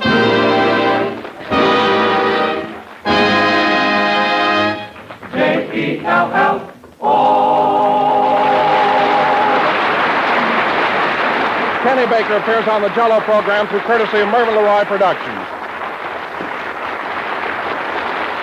This is the National Broadcasting Company.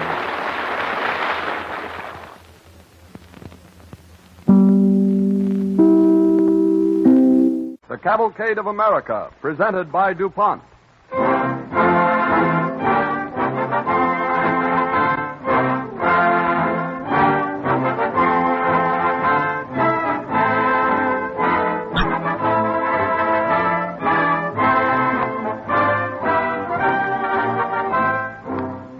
Each year, increasing thousands of eager Americans travel by rail, automobile, and airplane to the numerous national parks of the United States to stand in awe before natural wonders thousands of years old.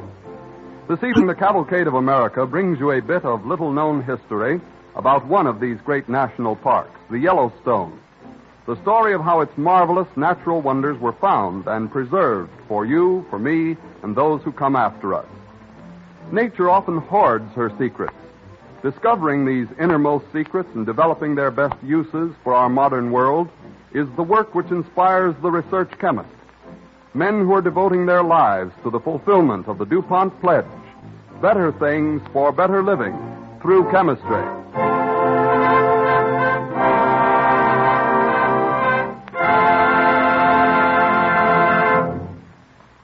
As an overture, Don Voorhees and our Cavalcade Orchestra bring you a special setting of Why Was I Born? From Jerome Kern's operetta, Sweet Adeline.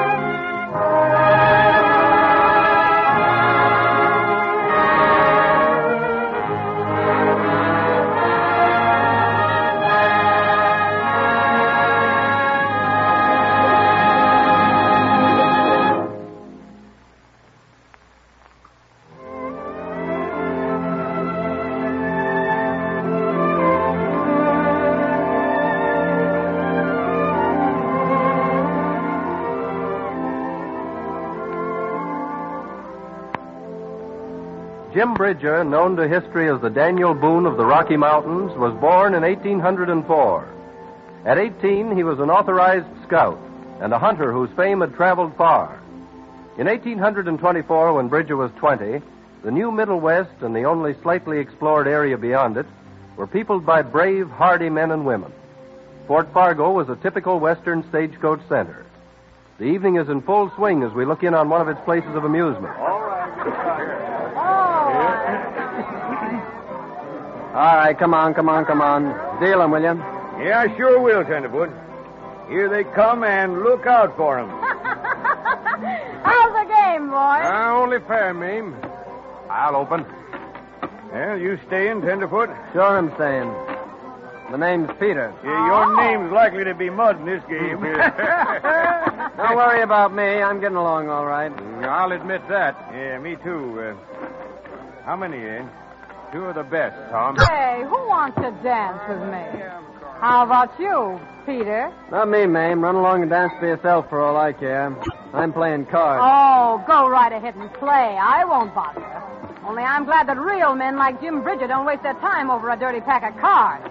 He's always right glad to see me when he gets back here to civilization. There he is. Well, how many cards you want? 3. Say, tell me something. What's this fellow Jim Bridger ever done, anyway? Everywhere I go, I hear people talking about him. You betting, Tenderfoot? Sure I am. I'll see you. I'm out. I got 2 pairs.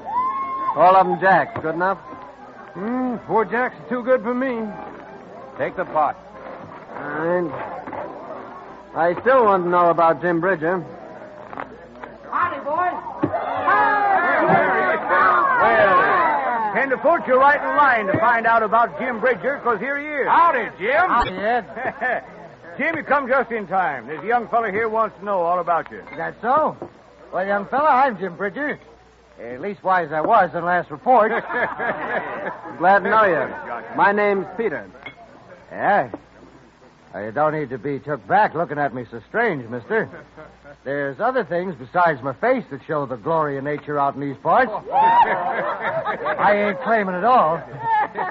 Say, did you ever see water you could rest on without sinking? No. Well, I did. A lake to cheer the eyes of any man alive. Spread out before you like a big mirror. I'd been riding for days. So you kneeled down and drank it? Well, I aimed to, but I didn't. Well, Jim, what was the matter? Well, honey, it was brackish as salt. Salt water? Yeah. Bit the throat out of me before I swallowed a palmful. Well. But that wasn't the best part. I stretched out on that water. You laid down? Yep. Hands hung back over my head. Stretched out full length on that water and slept like a baby. Oh, my. You sure be a liar. Careful, Tenderfoot. No man's going to stand in front of me and say he can lie down in the water and sleep without drowning. No man can do a thing like that. I did. You're lying. Grab his gun hand, Ed. Hey! I got him! Come on, you. Get out of here and stay out. You know what's healthy for you. Come on, get out of here. Get out of here. Well, they didn't waste much time or effort escorting him, did they? Well, he got what was coming to him. Who was the main escort for him? Oh, Tom Fitzpatrick. Well, he's real thorough, Tom is. Oh, Fitzpatrick. Yeah, Bridger? Come on over and sit down. I kind of take to a man who cottons up to imagination. You believe I saw a salt lake so heavy I couldn't sink in it, don't you? Well, I'm not going to say I know you didn't see it until I can prove it. Tom, I saw it all right. She sat down on the other side of the big hills. An inland lake chock full of salt. There was birds standing on it. You throwed a rock out onto it, and that stayed on top, too. Why, I grabbed out hands full of salt. Well, I sure would like to see that. Well, you can, Tom, if you come with me.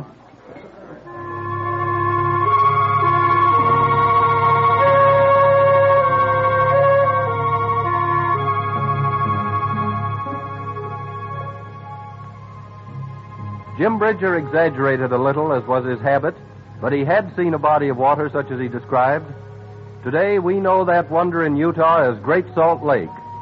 9 out of every 10 men who heard Jim describe the wonders of this inland body of water smiled and forgot what he said, just as they had smiled and forgotten hundreds of other things Jim Bridger had told them. Tom Fitzpatrick was not one of these people. He was not certain he believed Jim Bridger, but he was not able to prove Jim was wrong. The two became firm friends. They packed up their horses and started out together. Sometime later, we find them looking at some beaver traps. Well, not much luck today, Jim. No. Beavers is cute.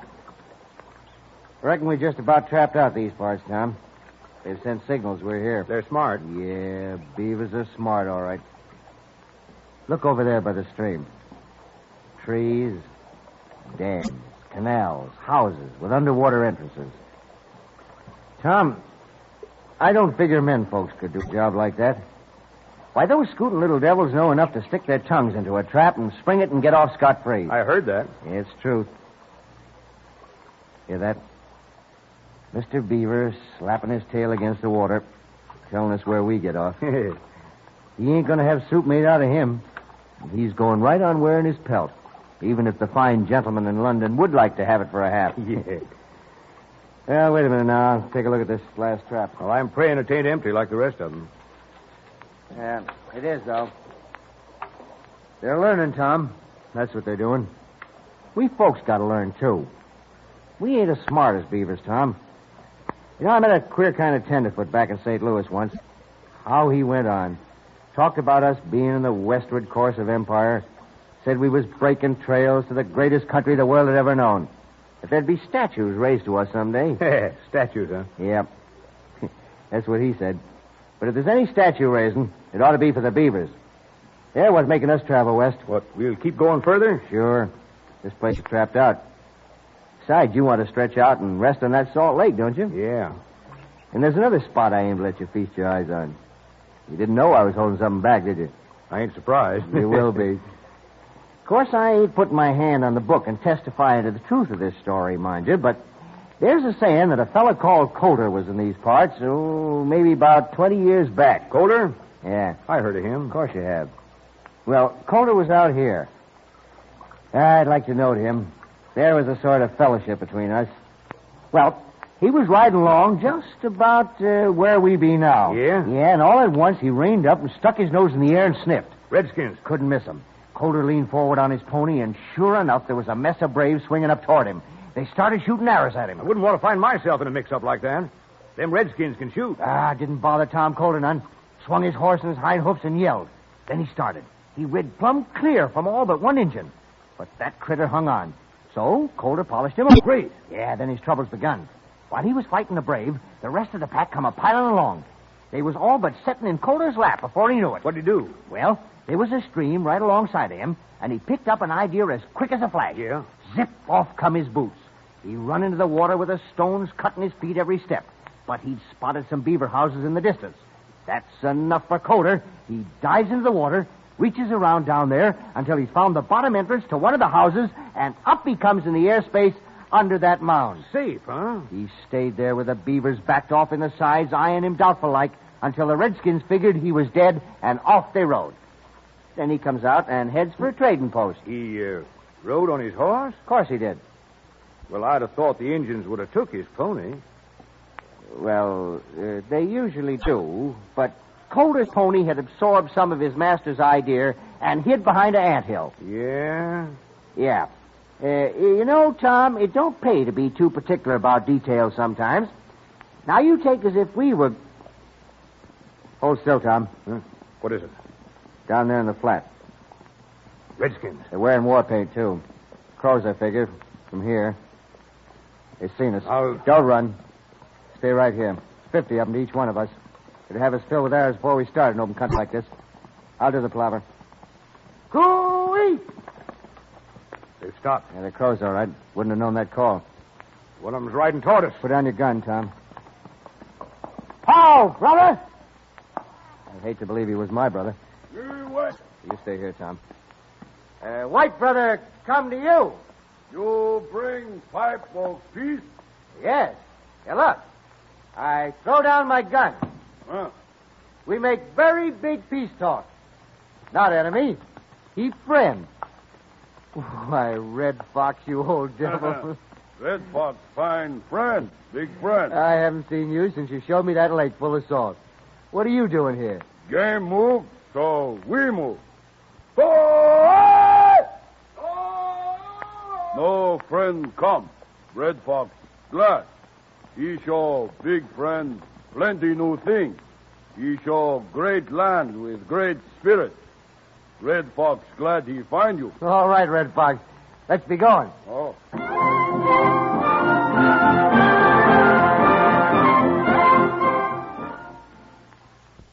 Red Fox was a Crow chief. There was a great feast that evening, and Jim Bridger and Tom Fitzpatrick sat by the biggest fire close to the head braves. The Indians liked Jim, even though they could not understand all his stories. The next day, Jim, Tom, and Red Fox again head west on a sightseeing expedition. That's a nice pony, Red Fox. Mustang. Yeah. Got good legs. You want them? Shucks, no. Cotton to his markings, that's all. You ever see a prettier-looking sample of horseflesh, Tom? He's a beauty. Yeah, right, heft to his shanks. Handles himself like he knew what it's all about, too. Get 'em from white man. Give 'em back to white man. You. Yeah. You're going to keep your own legs around him. A man don't give away a pony like that. At least wise I wouldn't. Hold on a minute. What was that ahead there? Great spirit make very great wonder. Tom, did you see it? A jet of water shooting out of the ground 20 feet in the air. You see only little one. Now you watch. There, where Red Fox point. Something's getting ready to happen, all right. Listen to it. Jim, what's it going to do? I don't know, Tom, but it's certainly... Jim, that water's spouting at least 100 feet straight up. It ain't real. It can't be, Tom. Come, we go. Greater wonder ahead. Great spirit makes gift to good white man. Greater wonders ahead. Well, I don't dare believe it. I don't even believe what I've seen already.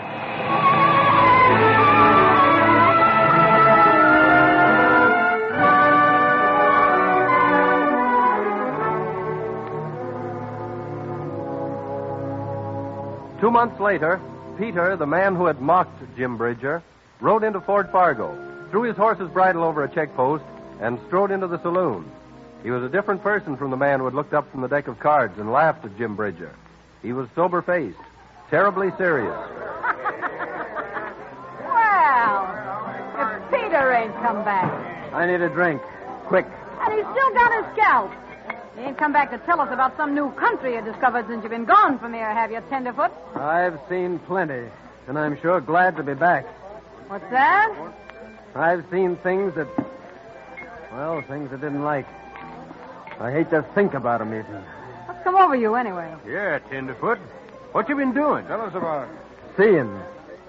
Watching a wagon train of men, women, and children wiped out as slick as you'd clean off a table there. Oh. Hey, where was that? It wasn't pretty to look at. I saw Jim Bridger, too. You did? Where? Yep. Where was that? He's a-setting up on a ridge. Him and Tom Fitzpatrick. Tom, too. Yep. I heard Bridger give a yell like a fiend and ride down at them Injuns. I wouldn't have dared do what he done. Well, you ain't Jim Bridger. That's right. He ain't. Here, have one on me, Peter. It looks like he could use it. You see Jim come back? No. Tough luck. Hey, Sam, give us some music.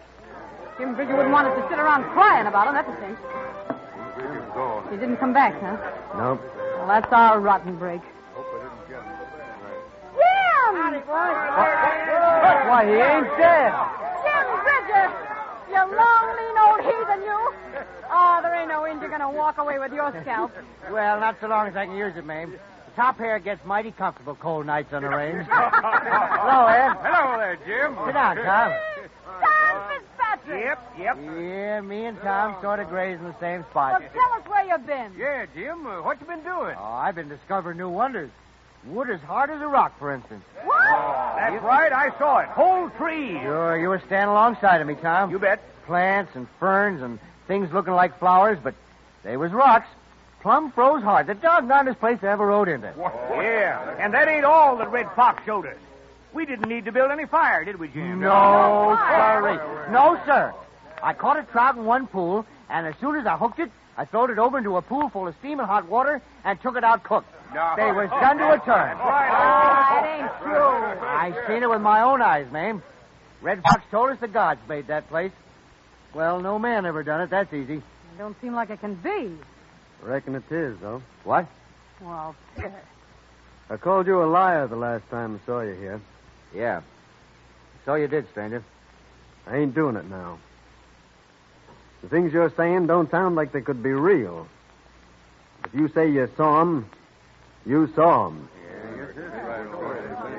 There ain't anyone aching to start an argument on that score, be there? Kind of reckoned there wouldn't be.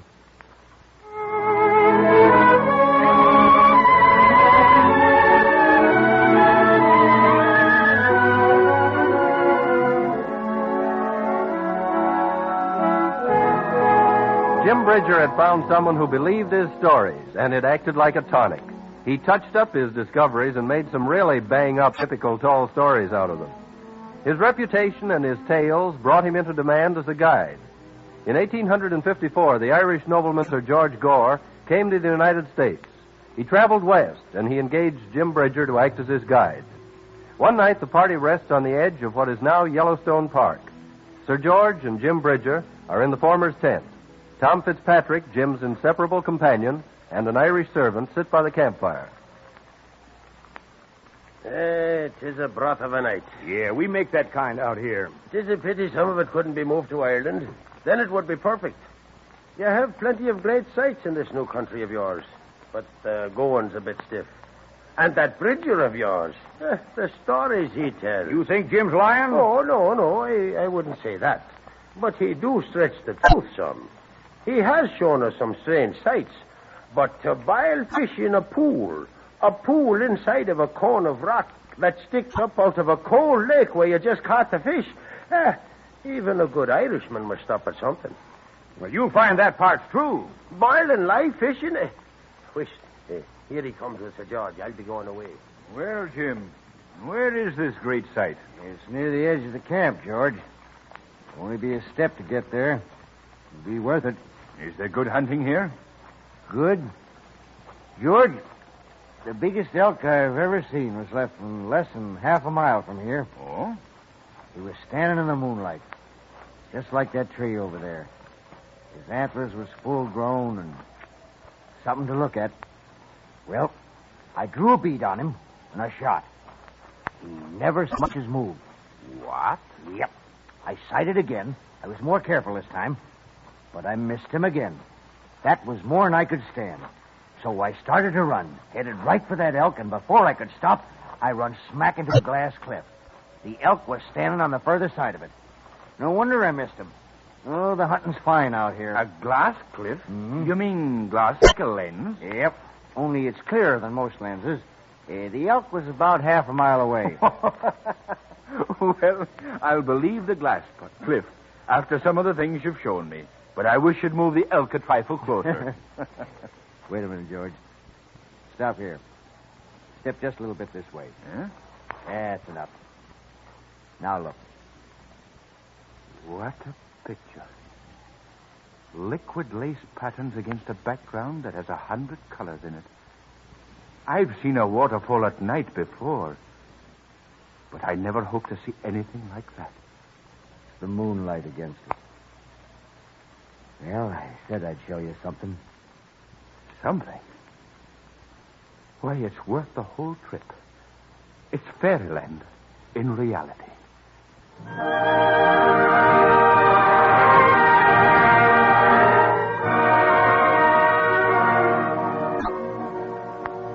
The Cavalcade of America, presented by DuPont, moves on. Gradually, more and more people came to believe Jim Bridger's stories. The Yellowstone was thoroughly explored by expeditions in 1869, 70, and 71. These expeditions proved that many of Bridger's fables were based on fact. But this wonderful territory and our other great national parks waited years before the citizens of the United States really discovered them. The man whose efforts made these parks accessible to the public was Stephen Ting Mather. Early in the 20th century, we joined him standing on a peak in the Yellowstone. With him is a friend whom we shall call William Baker. What a spectacle, Steve. geysers, vivid canyons, lava fields, volcanoes poured out more than 1,000 years ago. 100 mysteries no man could believe unless they'd seen them. It's like a miracle, Steve. It most certainly is. There are more and greater geysers here in Yellowstone than all the world put together, but how many people know that? Too few, Bill. Why do our people go to Europe when we have glorious things like this right at home to show them? They probably don't know such things exist. Then someone should tell them. Someone should tell the whole world what wonders we have here. They certainly should. Steve, that's our job. Have we turned too soft to tackle it? No, Bill, we haven't. You know, there should be a plan to link all of these great parks under one head. Protect them and administer them as the greatest national recreational and educational resources anywhere in the nation. Now you're talking, Steve. There should be lodges and camps for summer vacations, native animals, game in its natural habitat, trained guides, rangers to tell about it. That's a ticket. It isn't a job for one man. It's a national duty. It needs money, and it needs a strong leader, a man who can't be pushed down. And I know the one man who can put the job over. It's you, Steve. You think so? I do. Well, it's a dream I've had for a long time. And under the spell of this place, I think I can do it. I know you can. Well, Bill, at least I'm going to try.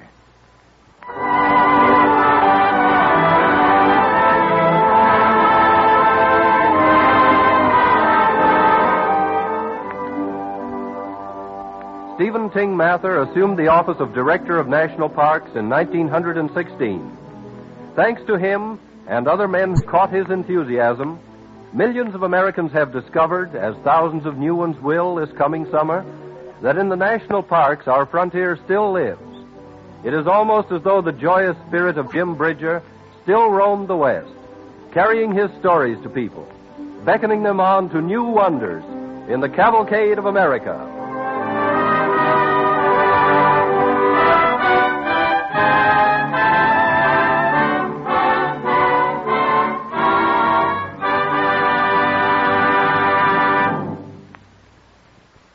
You've heard much on these programs about research, and until now we've primarily discussed chemical research as carried on in chemical laboratories. This evening we're going to talk about a different kind, a research project that has for its laboratory America's fields and forests, her lakes and streams, in fact, all outdoors. Nature blessed our country with marvelous wildlife resources, big and small game, fish and wildfowl of many kinds. But because of thoughtlessness and lack of care, our wildlife is diminishing so rapidly that public-spirited people throughout the nation have become alarmed. Recently, a group of business and professional leaders formed an organization called the American Wildlife Institute to undertake a nationwide program of action. In cooperation with the United States Biological Survey and a group of universities, the Institute is conducting a 5-year program of research and demonstrations to protect and restore wildlife and to preserve its natural habitat. Biologists and other experts working with colleges in all parts of the country are studying the food supply, breeding habits, diseases, and natural enemies of wildlife. Demonstrations are given to show farmers, landowners, agricultural agents, and game commissioners how to put conservation measures and methods into effect. Many business firms are supporting this work. And those that serve the sportsman or vacationist in any way, of course, have a direct interest in wildlife restoration. But this program goes far beyond any single business, for it aims not only to restore fish and game, but to promote the growth of wild plants and flowers, control water levels, and prevent contamination of streams, rivers, and lakes. Among the industrial concerns contributing to this work are the DuPont Company and its associate, the Remington Arms Company. Thousands of individuals and local fish and game clubs also are supporting this work. Any project designed to protect and restore America's natural resources, including its wildlife, means a great deal to everyone. DuPont is glad to be counted among those supporting such work, for it is indeed a praiseworthy contribution to better living.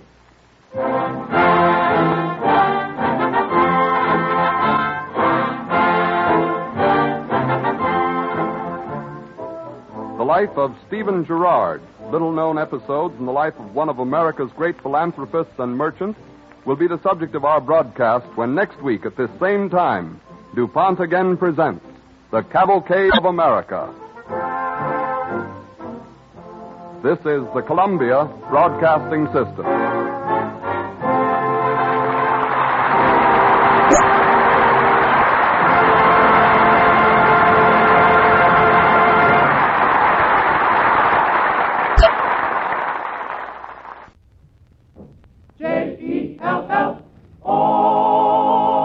The Jell-O program starring Jack Benny with Mary Livingston, Phil Harris, Kenny Baker, and yours truly, Don Wilson.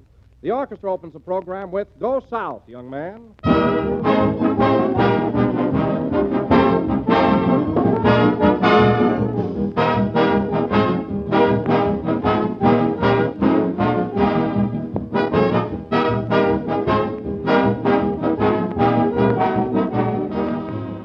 There's a popular song out now called April in My Heart, and that gives me an idea. April with its fresh springtime colors is a long way off, but you can get a touch of spring into your menu tomorrow. Just serve Jell-O for dessert, for Jell-O's 6 glowing colors are so bright and cheerful, so fresh and gay they perk up any meal. And those 6 delicious flavors bring you extra rich fruit goodness. Strawberry, raspberry, cherry, orange, lemon, and lime, every one is crammed with extra fruit richness, a depth of flavor that rivals the fresh, ripe fruits themselves. No matter how you serve it, dressed up or perfectly plain, Jell-O is a grand dessert. Tempting and good with extra rich flavor, bright and gay with springtime color. So ask your grocer tomorrow for America's favorite gelatin dessert, Jell-O.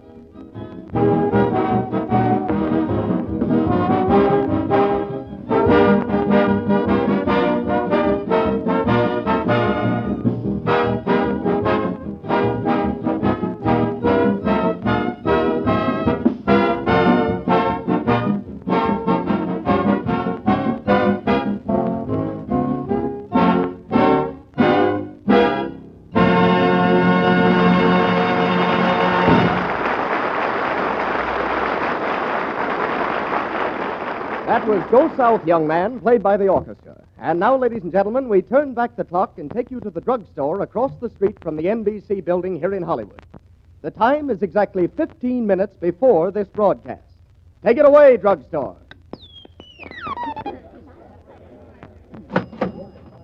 You'll have to hurry, Mary. We haven't got much time. Well, I'm hungry. Look, if you'll wait till after the broadcast, I'll take you out and buy you a full-course dinner. I'm no gambler. I'll take a sandwich now.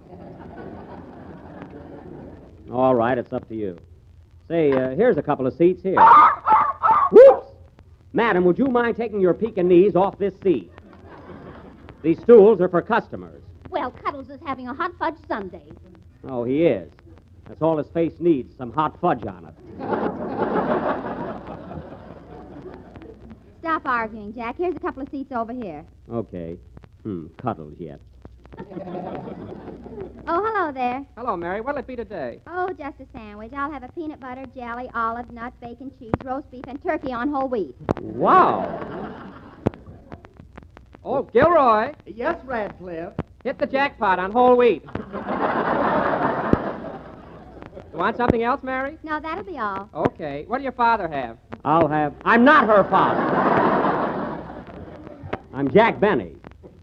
Now, let's see. I think I'll take the businessman's lunch. Are you a businessman? No. Then you can't have it. Now, wait a minute, young man. I ordered the businessman's lunch, and I'm going to get it. Ouch! Oh, Cuddles, did you bite that man's ankle? Ankle nothing, and take him off that stool.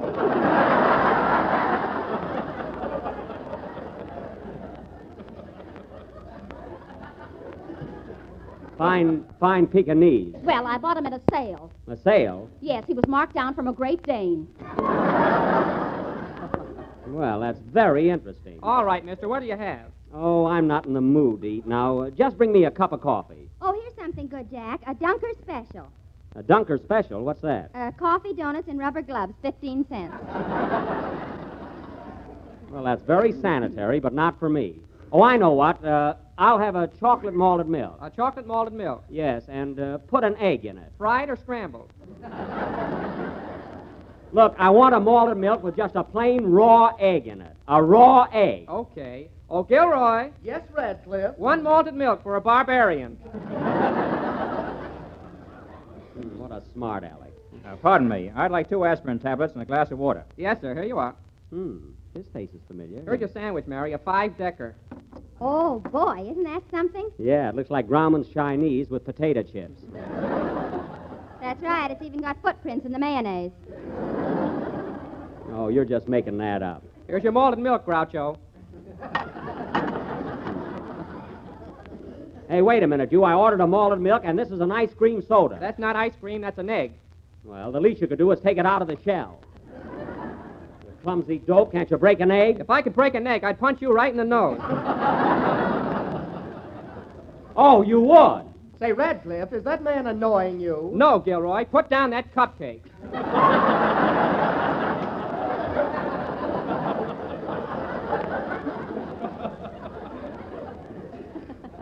Well, that's a fine way to treat customers, I must say. Oh, fine. Jack, look. Cuddles, I'll give you just 10. Cuddles, I'll give you just 10 to let go of my garter. 1, 2, 3. Ooh, my leg. Darn it, he ruined a perfectly good pair of garters. Go on. You've had new elastic put in them 12 times.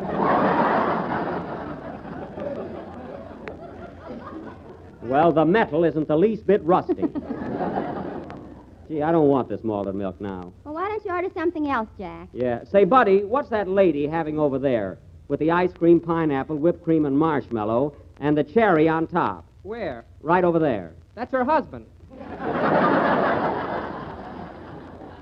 Oh. Odd looking, isn't he? I'll tell you what, just bring me a cup of coffee. Coffee? Yes. Sanka, panka, or schmanka? Look, just bring me a cup of coffee with no ad libs. Pardon me. I'd like 2 more aspirin tablets and a glass of water. Yes, sir. Here you are.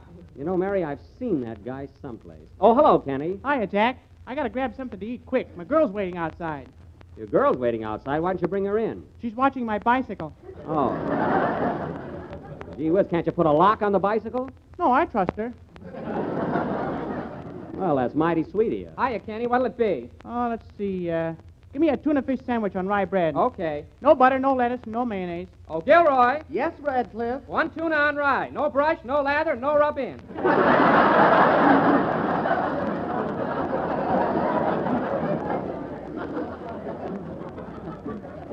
Now that's just showing off. Oh, say, Radcliffe, I want a side order of coleslaw with that. Just a minute. Hey, Gil. Yes, Rad. Have we got any coleslaw? Oh, just scads of it. Well, that's entrancing. Oh, Jack, there's a scale over there. I think I'll go over and weigh myself. Okay. Oh, wait a minute, Mary. I'll go with you. Don't eat my sandwich, Jack. I won't. Say, I wonder what time it is anyway. Oh, go away, you little runt. Scat. Come here, Cuddles. He's just jealous because you've got hair. Listen, lady, if you think that I... Oh, hello, Don. Why, Jack, I didn't see you. Have I got time to eat? Yeah, but hurry up, Don. We go on the air in a few minutes, you know. What'll it be, Mr. Wilson? Well, I'd like a glass of milk and a large dish of Jell-O. What flavor? Strawberry, raspberry, cherry, orange, lemon, or lime? Mix them up with sliced bananas. Don, get 2 spoons with that. I'll race you to the middle. Last one there has to pay for it. Pardon me. I'd like 2 more aspirin tablets and a glass of water. Yes, sir. That's 6 aspirin tablets. Say, mister, have you got a headache? No, but don't tell the clerk. He'll think I'm nuts. Toodaloo.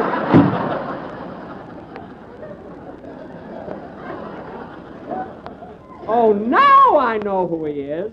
That guy's crazier than my Aunt Minnie's quilt. Say, Jack, if we don't want to be late, we better be getting over to the studio. Yeah, we're out in a few minutes there. Oh, Jack, I just got on the scales, and how much do you think I weigh? How much? 103 pounds. Boy, have I been put on weight. You been what? I said I've been putting on weight. Boy, have I been put on in weight. 100. Listen. 103 pounds, and you put on weight. Yeah, I only weighed 7 when I was born. Well, you better watch yourself. And you know what else, Jack? Kenny got one of those little cards with his fortune on it. Oh, he did? What does it say? Here it is. It says that you are shrewd, clever, and intelligent until you open your mouth. That's me. You said it. Say, Don, hey, Don, what's your weight anyway? Oh, I really don't know, Jack. Well, come on. Here's a good chance to find out. Oh, no, nothing doing. Oh, come on, Don. Here. Come here. I've got a penny. You better put in a nickel. Here we are. Now get on the scales. Oh, that's silly. Silly nothing. Now stand still. All right. Here, Kenny, hold my hat. A lot of difference that'll make. Now hold still, Don. Wow, look at that. 100, 150, 175. 200, 250. God! 300, Oh, my goodness, he broke the scale. Oh, my Kenny, help me pick up Don. Okay. Hey, Jack, John's fortune just came out of the scale. What does it say? Says you better run. Here comes the manager. That's a good idea. Let's get out of here. Oh, Gilroy. Yes, Radcliffe. Turn on the radio. It's time for the Jello program. Come along, Cuddles.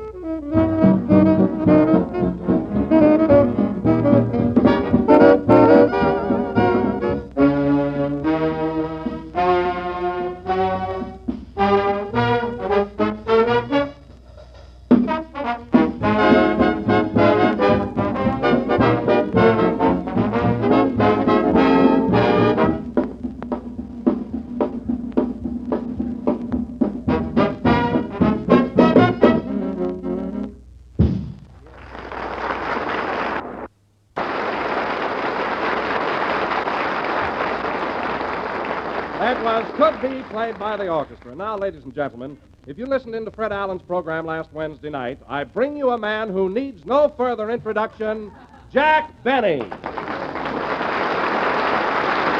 you. Hello again. This is Jack Benny talking. And, Don, I gather from that little announcement of yours that Allen was throwing verbal darts at my bullseye again. Is that it? Yes, Jack. Didn't you hear him? No, my radio was on, but unfortunately I was eating celery at the time. The loud kind from Utah. Tell me, was Allen as witty as ever, or was he better? Well, Jack, I have to admit he did get a lot of laughs at your expense. Oh, he did? Well, I won't have to worry about him long. Television will soon be here, and he'll either have to have his face lifted or get in a barrel and broadcast through a bunghole. Now, wait a minute, Jack. Allen may not be handsome, but when you come right down to it, he isn't so bad looking. He isn't. Don, he's the only Irishman I ever saw that could eat in a Chinese restaurant and be mistaken for a waiter.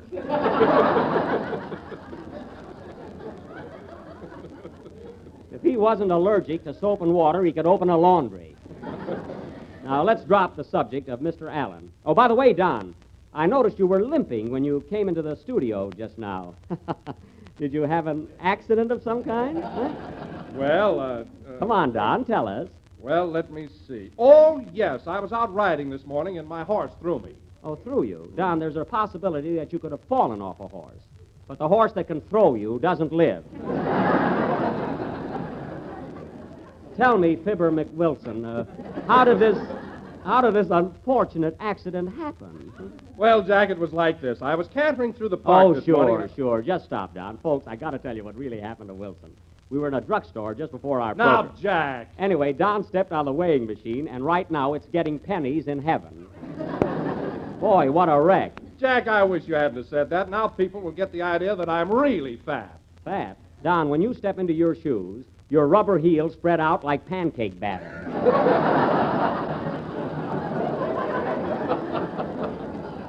I can't understand how a guy can gain so much weight on the salaries I pay. You're not kidding.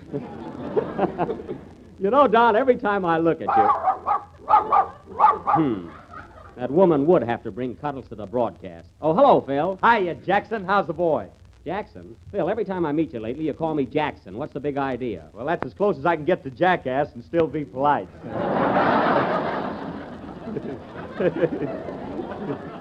Aha, that's very funny. You know, Phil, you're clever enough to have your own program, which you better start looking for.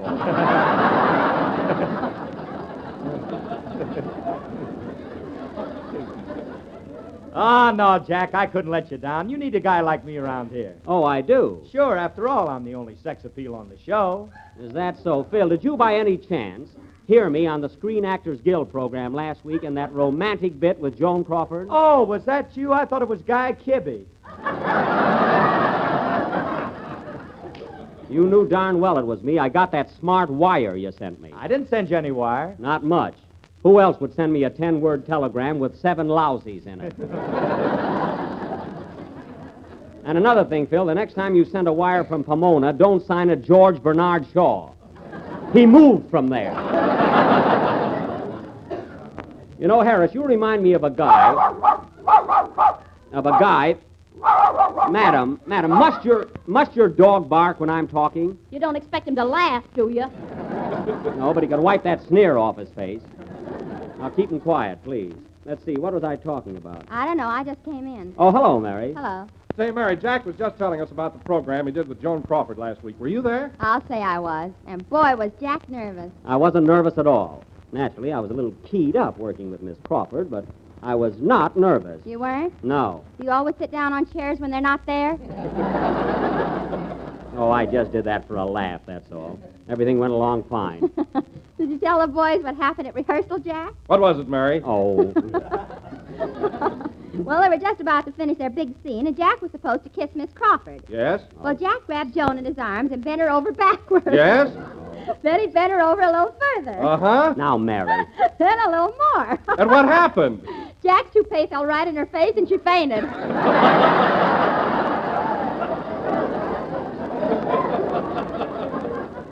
Now, Mary, that wasn't my toupee at all. That was my beanie.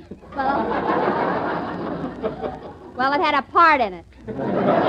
Mary, that only happened at rehearsal, but the routine sounded all right over the air, believe me. Not according to Fred Allen Wednesday night. Say, what is Allen anyway, a barometer or something? If he doesn't learn to keep his mouth shut, I'm going to do something about it. I wouldn't get tough with him, Jack. You know, Allen's a pretty athletic guy. Athletic? Sure, I saw a picture of him in a fan magazine the other day, and he was posing in tights and boxing gloves. Yeah, but the hair on his chest said welcome on it.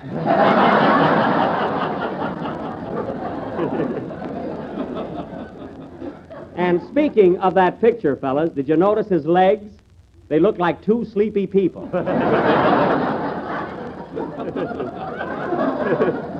Imagine Allen posing as a fighter. One of these days I'm going to have my picture taken being shot out of a cannon. And in a leopard skin. I'll show him. All right, champ, relax. Take it easy. Lead me to him.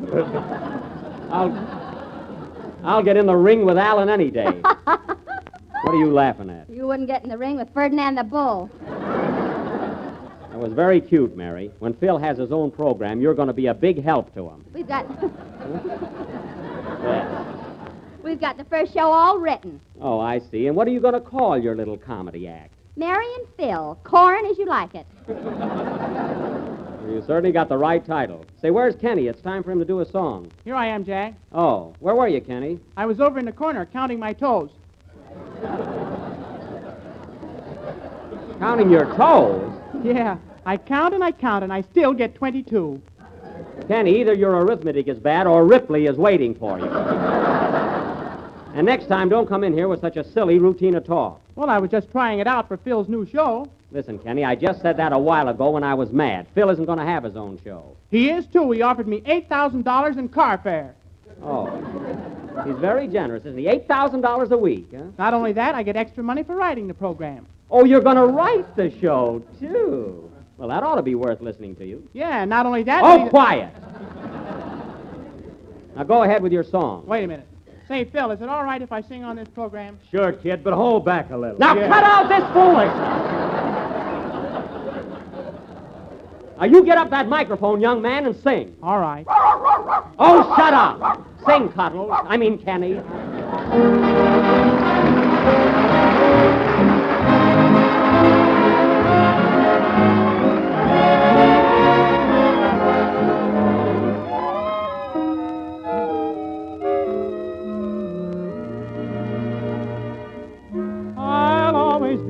A dreamer, for I was born that way.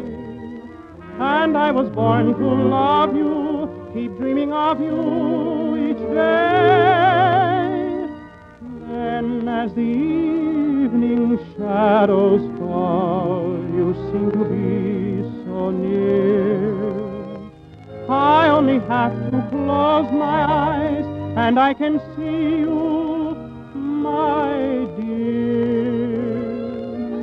I dim all the lights and I sink in my chair. The smoke from my cigarette climbs through the air. The walls of my room fade away in the blue, and I'm deep in a dream of you. The smoke makes a stairway for you to descend. You come to my arms, may this bliss never end, for we love anew just as we used to do when I'm deep in a dream of you. Then from the ceiling sweet music comes stealing, we glide to a lover's refrain. You're so appealing that I'm soon revealing my love for you over again. My cigarette burns me, I wake with a start. My hand isn't hurt, but there's pain in my heart.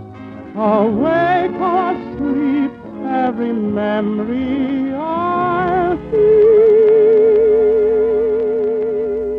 deep in a dream of you.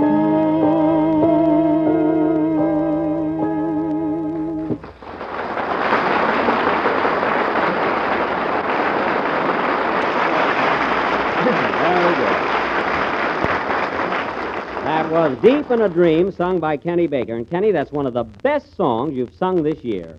I know you put so much feeling into it. Really, it was thrilling. Oh, you're just trying to flatter me, so I'll stay with your program. Flatter you? I can see through that, brother. Kenny, for 3 years now, I've been raving about your voice, and all of a sudden it's flattery. You ungrateful little brat. Now, wait a minute, you. Don't aggravate my tenor. Phil, I refuse to continue this discussion about your imaginary program. However, if you do happen to get one, I'd only be too glad to let you have Kenny and Mary. Be sure to take those broken-down troubadours with you. Ah, no, I'm sending them to Paul Whiteman. Well, don't send them COD or they'll return with the swallows. Anyway, Phil, as far as I'm concerned, you and Kenny and Mary can all go. Just leave me good old Don Wilson, and I'm satisfied. Well, you should be. You're still getting more than half. Well, let me ask you something, Mary. Suppose you did go with Phil. Who's going to give you those good, snappy jokes? You mean like that last one? Yeah, don't be cute. Who's going to write your material? Oh, we've got 2 swell writers. Oh, yeah? Who are they? Noel Coward and Maxie Rosenblum. It's a fine combination. Of course, I don't know what I'm getting myself all worked up for. It's all so silly. Well, don't worry, Jack. No matter what happens, I won't leave you. I'll stick with you and Jell-O from strawberry to lime. Atta boy, Don. And I regret that I have but one life to give to my sponsor.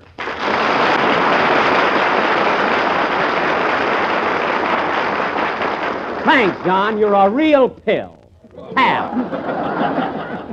Maybe that'll teach these traders here something about loyalty. Well, gee whiz, Jack, we're not the only ones. I heard you on a program with Joan Crawford last week. Well, that was a special broadcast, Kenny, for one appearance only. Say, how'd you like it? Oh, it was swell. Say, Jack, I was wondering, is Joan Crawford as beautiful as she looks? Well, of course she's beautiful, and she's marvelous to work with. Gee, I got so excited listening to the broadcast. Did you really kiss her? Why, certainly I did. Who held her?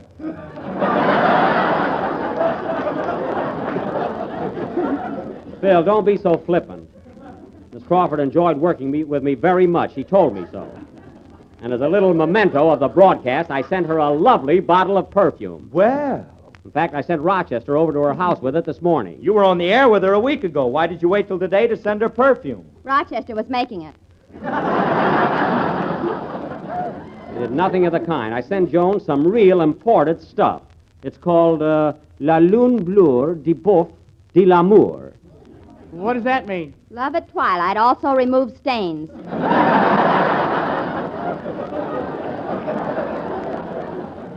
How do you know, Mary? Do you speak French? Woo-woo, monsieur. Well, you're all wrong. It's exquisite perfume, and I'm sure Miss Crawford will like it. And now, ladies and gentlemen, if I may interrupt my cast, I would like to announce our play for next week. As a special treat, we are going to offer our version of the Encyclopedia Britannica.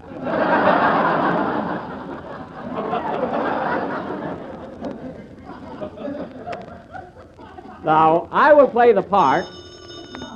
Pardon me, folks. Hello? Hello again, this is Rochester talking.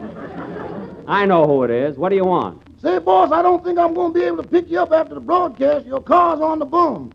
What's wrong with it? Well, for one thing, the back tires are flatter than Mr. Wilson's rubber heels. Well, for heaven's sakes, get busy. Can't you blow up the tires? The pump ain't no good since you made those cream puffs with it. Oh, that's right. Well, gee whiz, how am I going to get home? Why don't you take a taxi? I'll split it with you.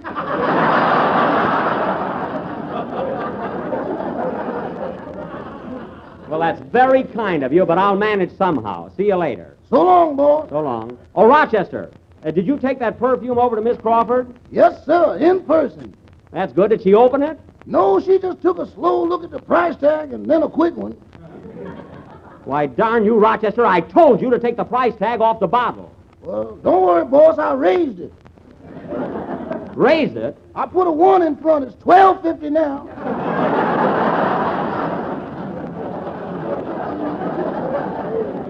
Well, I gotta hand it to you, Rochester. That was quick thinking. Yeah, but maybe I shouldn't have done it in front of her.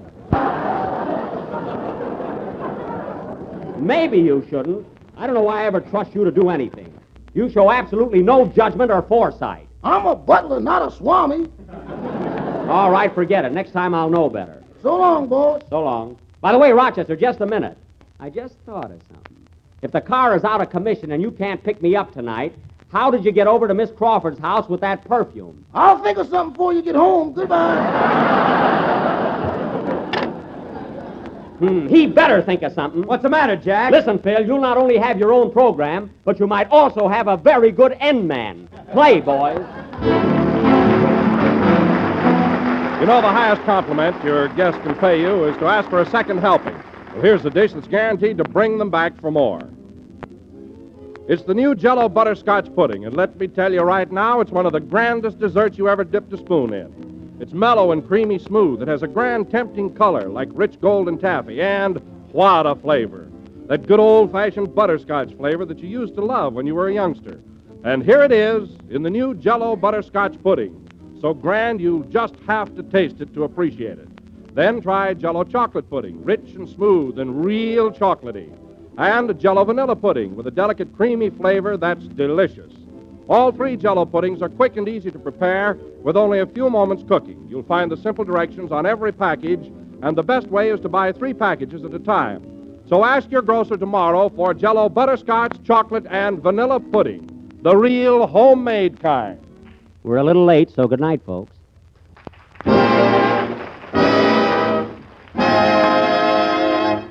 J-E-L-L-O. This is the National Broadcasting Company.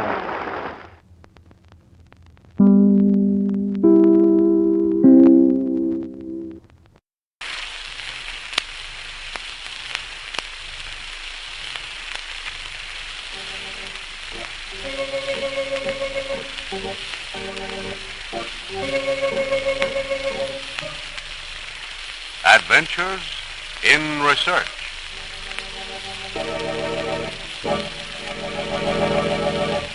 I tell you, I saw it with my own eyes. He sent a message from one room to another by wire. X-ray, X-ray, read all about it. Message sent across ocean without any wires. X-ray, read all about it. What has gone wrong?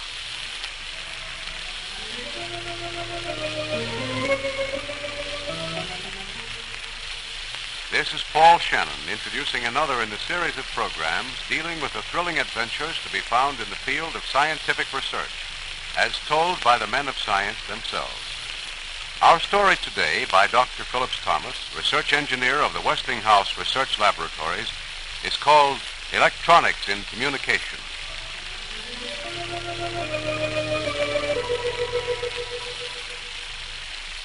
This is the story of man's invisible messengers, the electrons, and how they were harnessed to carry his words throughout the world. It is more than the story of electrical communication. It is a tribute to the progress made by civilization. Jungle drums thumping through the thick, dank air of the tropics. Indian drums throbbing through the oak-lined woods of the western world. Voices in the night, hammering news of a celebration, warfare, warning.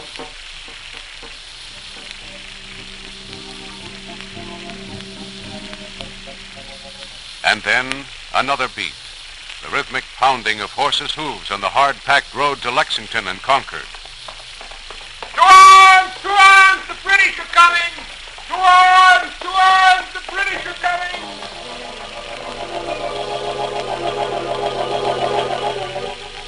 Westward moves America, fighting, struggling, pushing its frontiers farther into the heart of the New World, lengthening the distance over which man's words must go.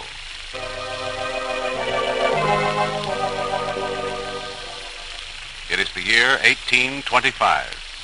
In a house in New Haven, Connecticut, a young woman lies ill, gravely ill.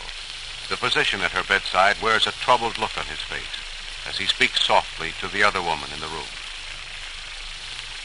Don't know. It looks pretty hopeless. She has taken a bad turn. Oh, Doctor, is there nothing you can do? I'm afraid not. I think it best to notify her husband as quickly as possible. But can we get the message to him in time before she goes, Doctor? We can try, and that is all. I'll see if I can get an urgent message through to Washington on a boat that leaves here this afternoon. And the postmaster may know of a courier riding overland, too. Oh, do try, Doctor. Please do. He'd want to see her so badly before... There. I shall utilize every effort at my command.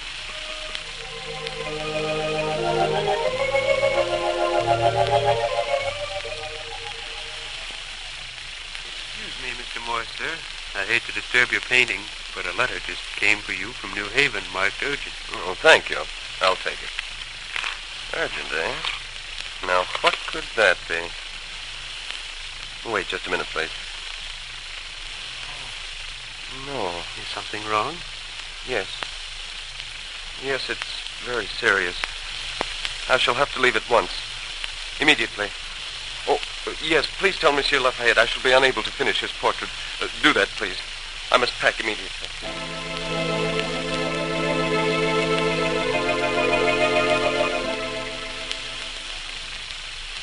Doctor, how is she? I got your message a week after you wrote it. I came as quickly as I could. Is she gone? Now, Sam, you must get hold of yourself. We did everything we could to get word to you in time, but it just... And the funeral? Last week, Sam. Just last week.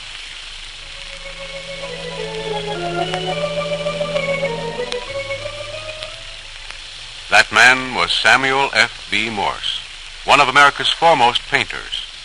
This tragedy taught him the need for rapid communication. He never forgot it.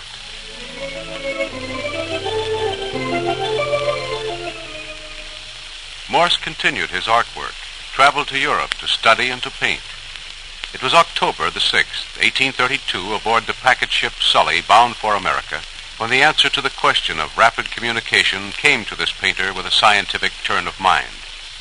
He was having dinner in the ship's salon with an interesting group, including Dr. Charles Jackson, a resident of Boston. Yes, gentlemen, this man Henry has hit upon something quite unique, to say the least. Electromagnetism, you say, Dr. Jackson? Yes, Mr. Morse, but I'm surprised to find a painter interested in these scientific things. Not so surprising, Doctor. I've attended many an interesting lecture on electricity. Amazing. Then you'll understand, no doubt, that what Henry has done is to bend a piece of iron in the shape of a horseshoe and wind it with wire. Then he sends an electric current through the wire, and the iron magnet will pick up another small bar of iron. Electricity travels instantly through the entire length of wire, you see, and thus causes the magnet to act. I see. Tell me, Doctor, could electricity be made to go over many miles of wire almost instantaneously? Yes. Yes, it could. If electricity is present in every part of the circuit, I see no reason why messages may not be sent instantly by electricity. You'll excuse me, gentlemen, please. I have some very important thinking to do. Some very important thinking. Well, how odd. How extremely odd.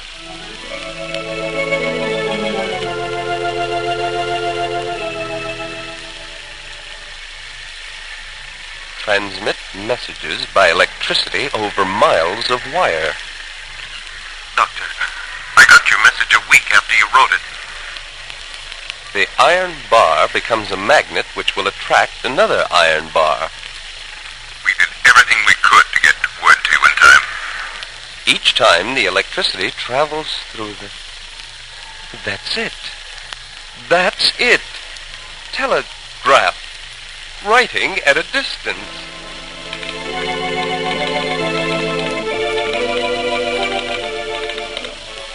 (1835), the first telegraph instrument to send and receive, built by Samuel Morse in his rooms at the College of the City of New York. Length of wire for transmission, 1,700 feet. 1838, now assisted by a young graduate of the university, Alfred Vail, an improved instrument to send and receive.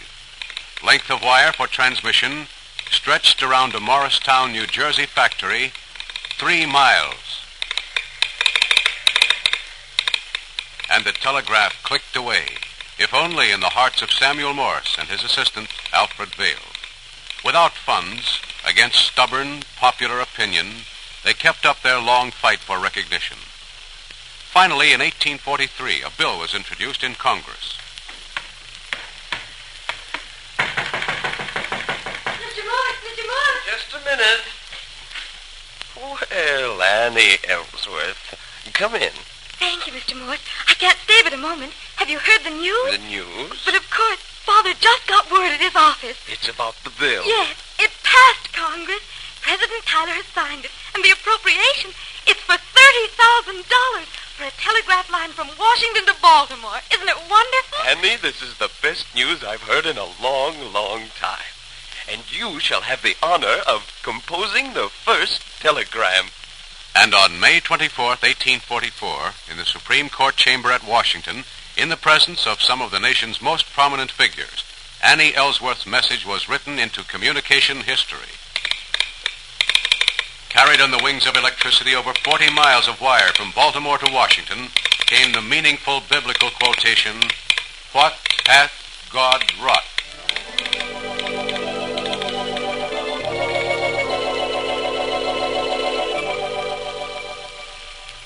Then, in 1876, in the attic of a Boston house, a strange contraption is built by a man named Alexander Graham Bell and his aide, Thomas Watson. This attic has been their laboratory, where they have worked long, tiring hours to develop an improved communication system. Now, Alexander Bell exclaims, Mr. Watson, come here, I want you. And in a room adjoining, Watson is surprised to hear, Mr. Watson, come here. I want you. Mr. Bell, I can't hear you. I can hear the words. The wires are talking now, carrying the voice with the speed of light, 186,000 miles a second throughout the world.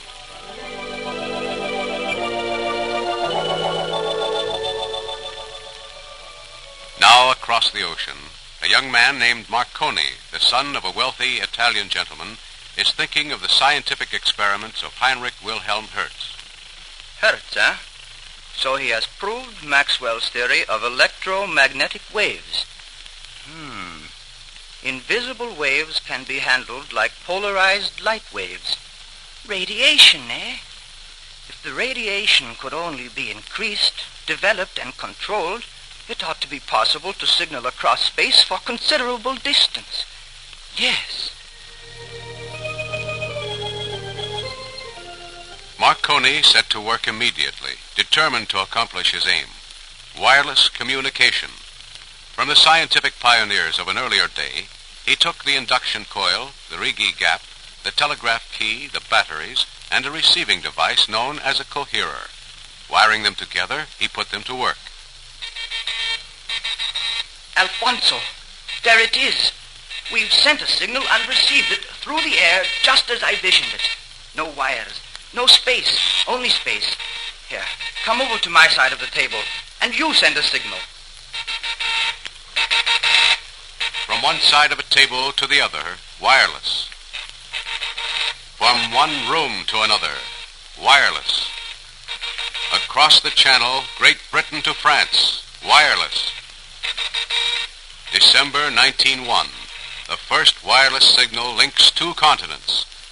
By 1909, regular commercial service across the ocean was a reality. And in that same year, aboard a ship in the Atlantic, a man new at his job, the radio man, hears in his receiving set, Distress call. Liner SS Republic in distress off Sandy Hook. On course, 11 degrees starboard, full speed ahead. The first distress call for help by radio, CQD, later changed to SOS. That call saved hundreds of lives in what would otherwise have been another tragedy of the sea. Wireless had already won its laurels.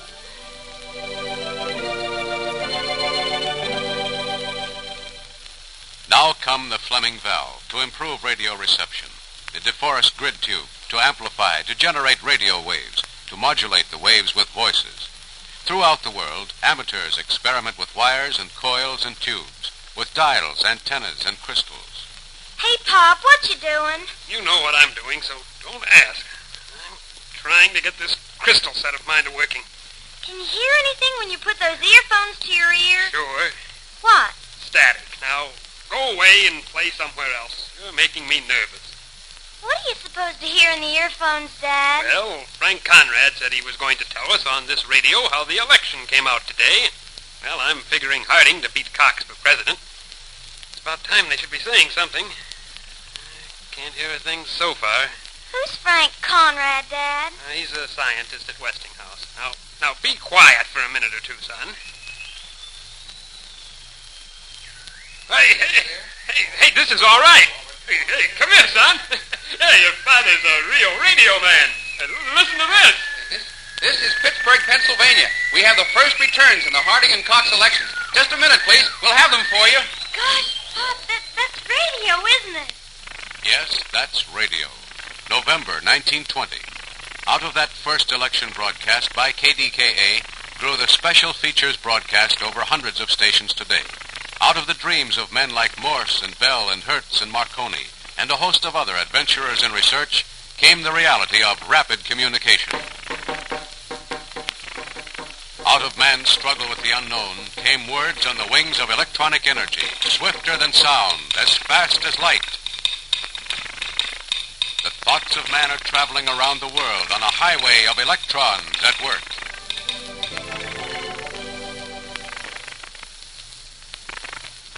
And there you have another story by Dr. Phillips Thomas, research engineer of the Westinghouse Research Laboratories.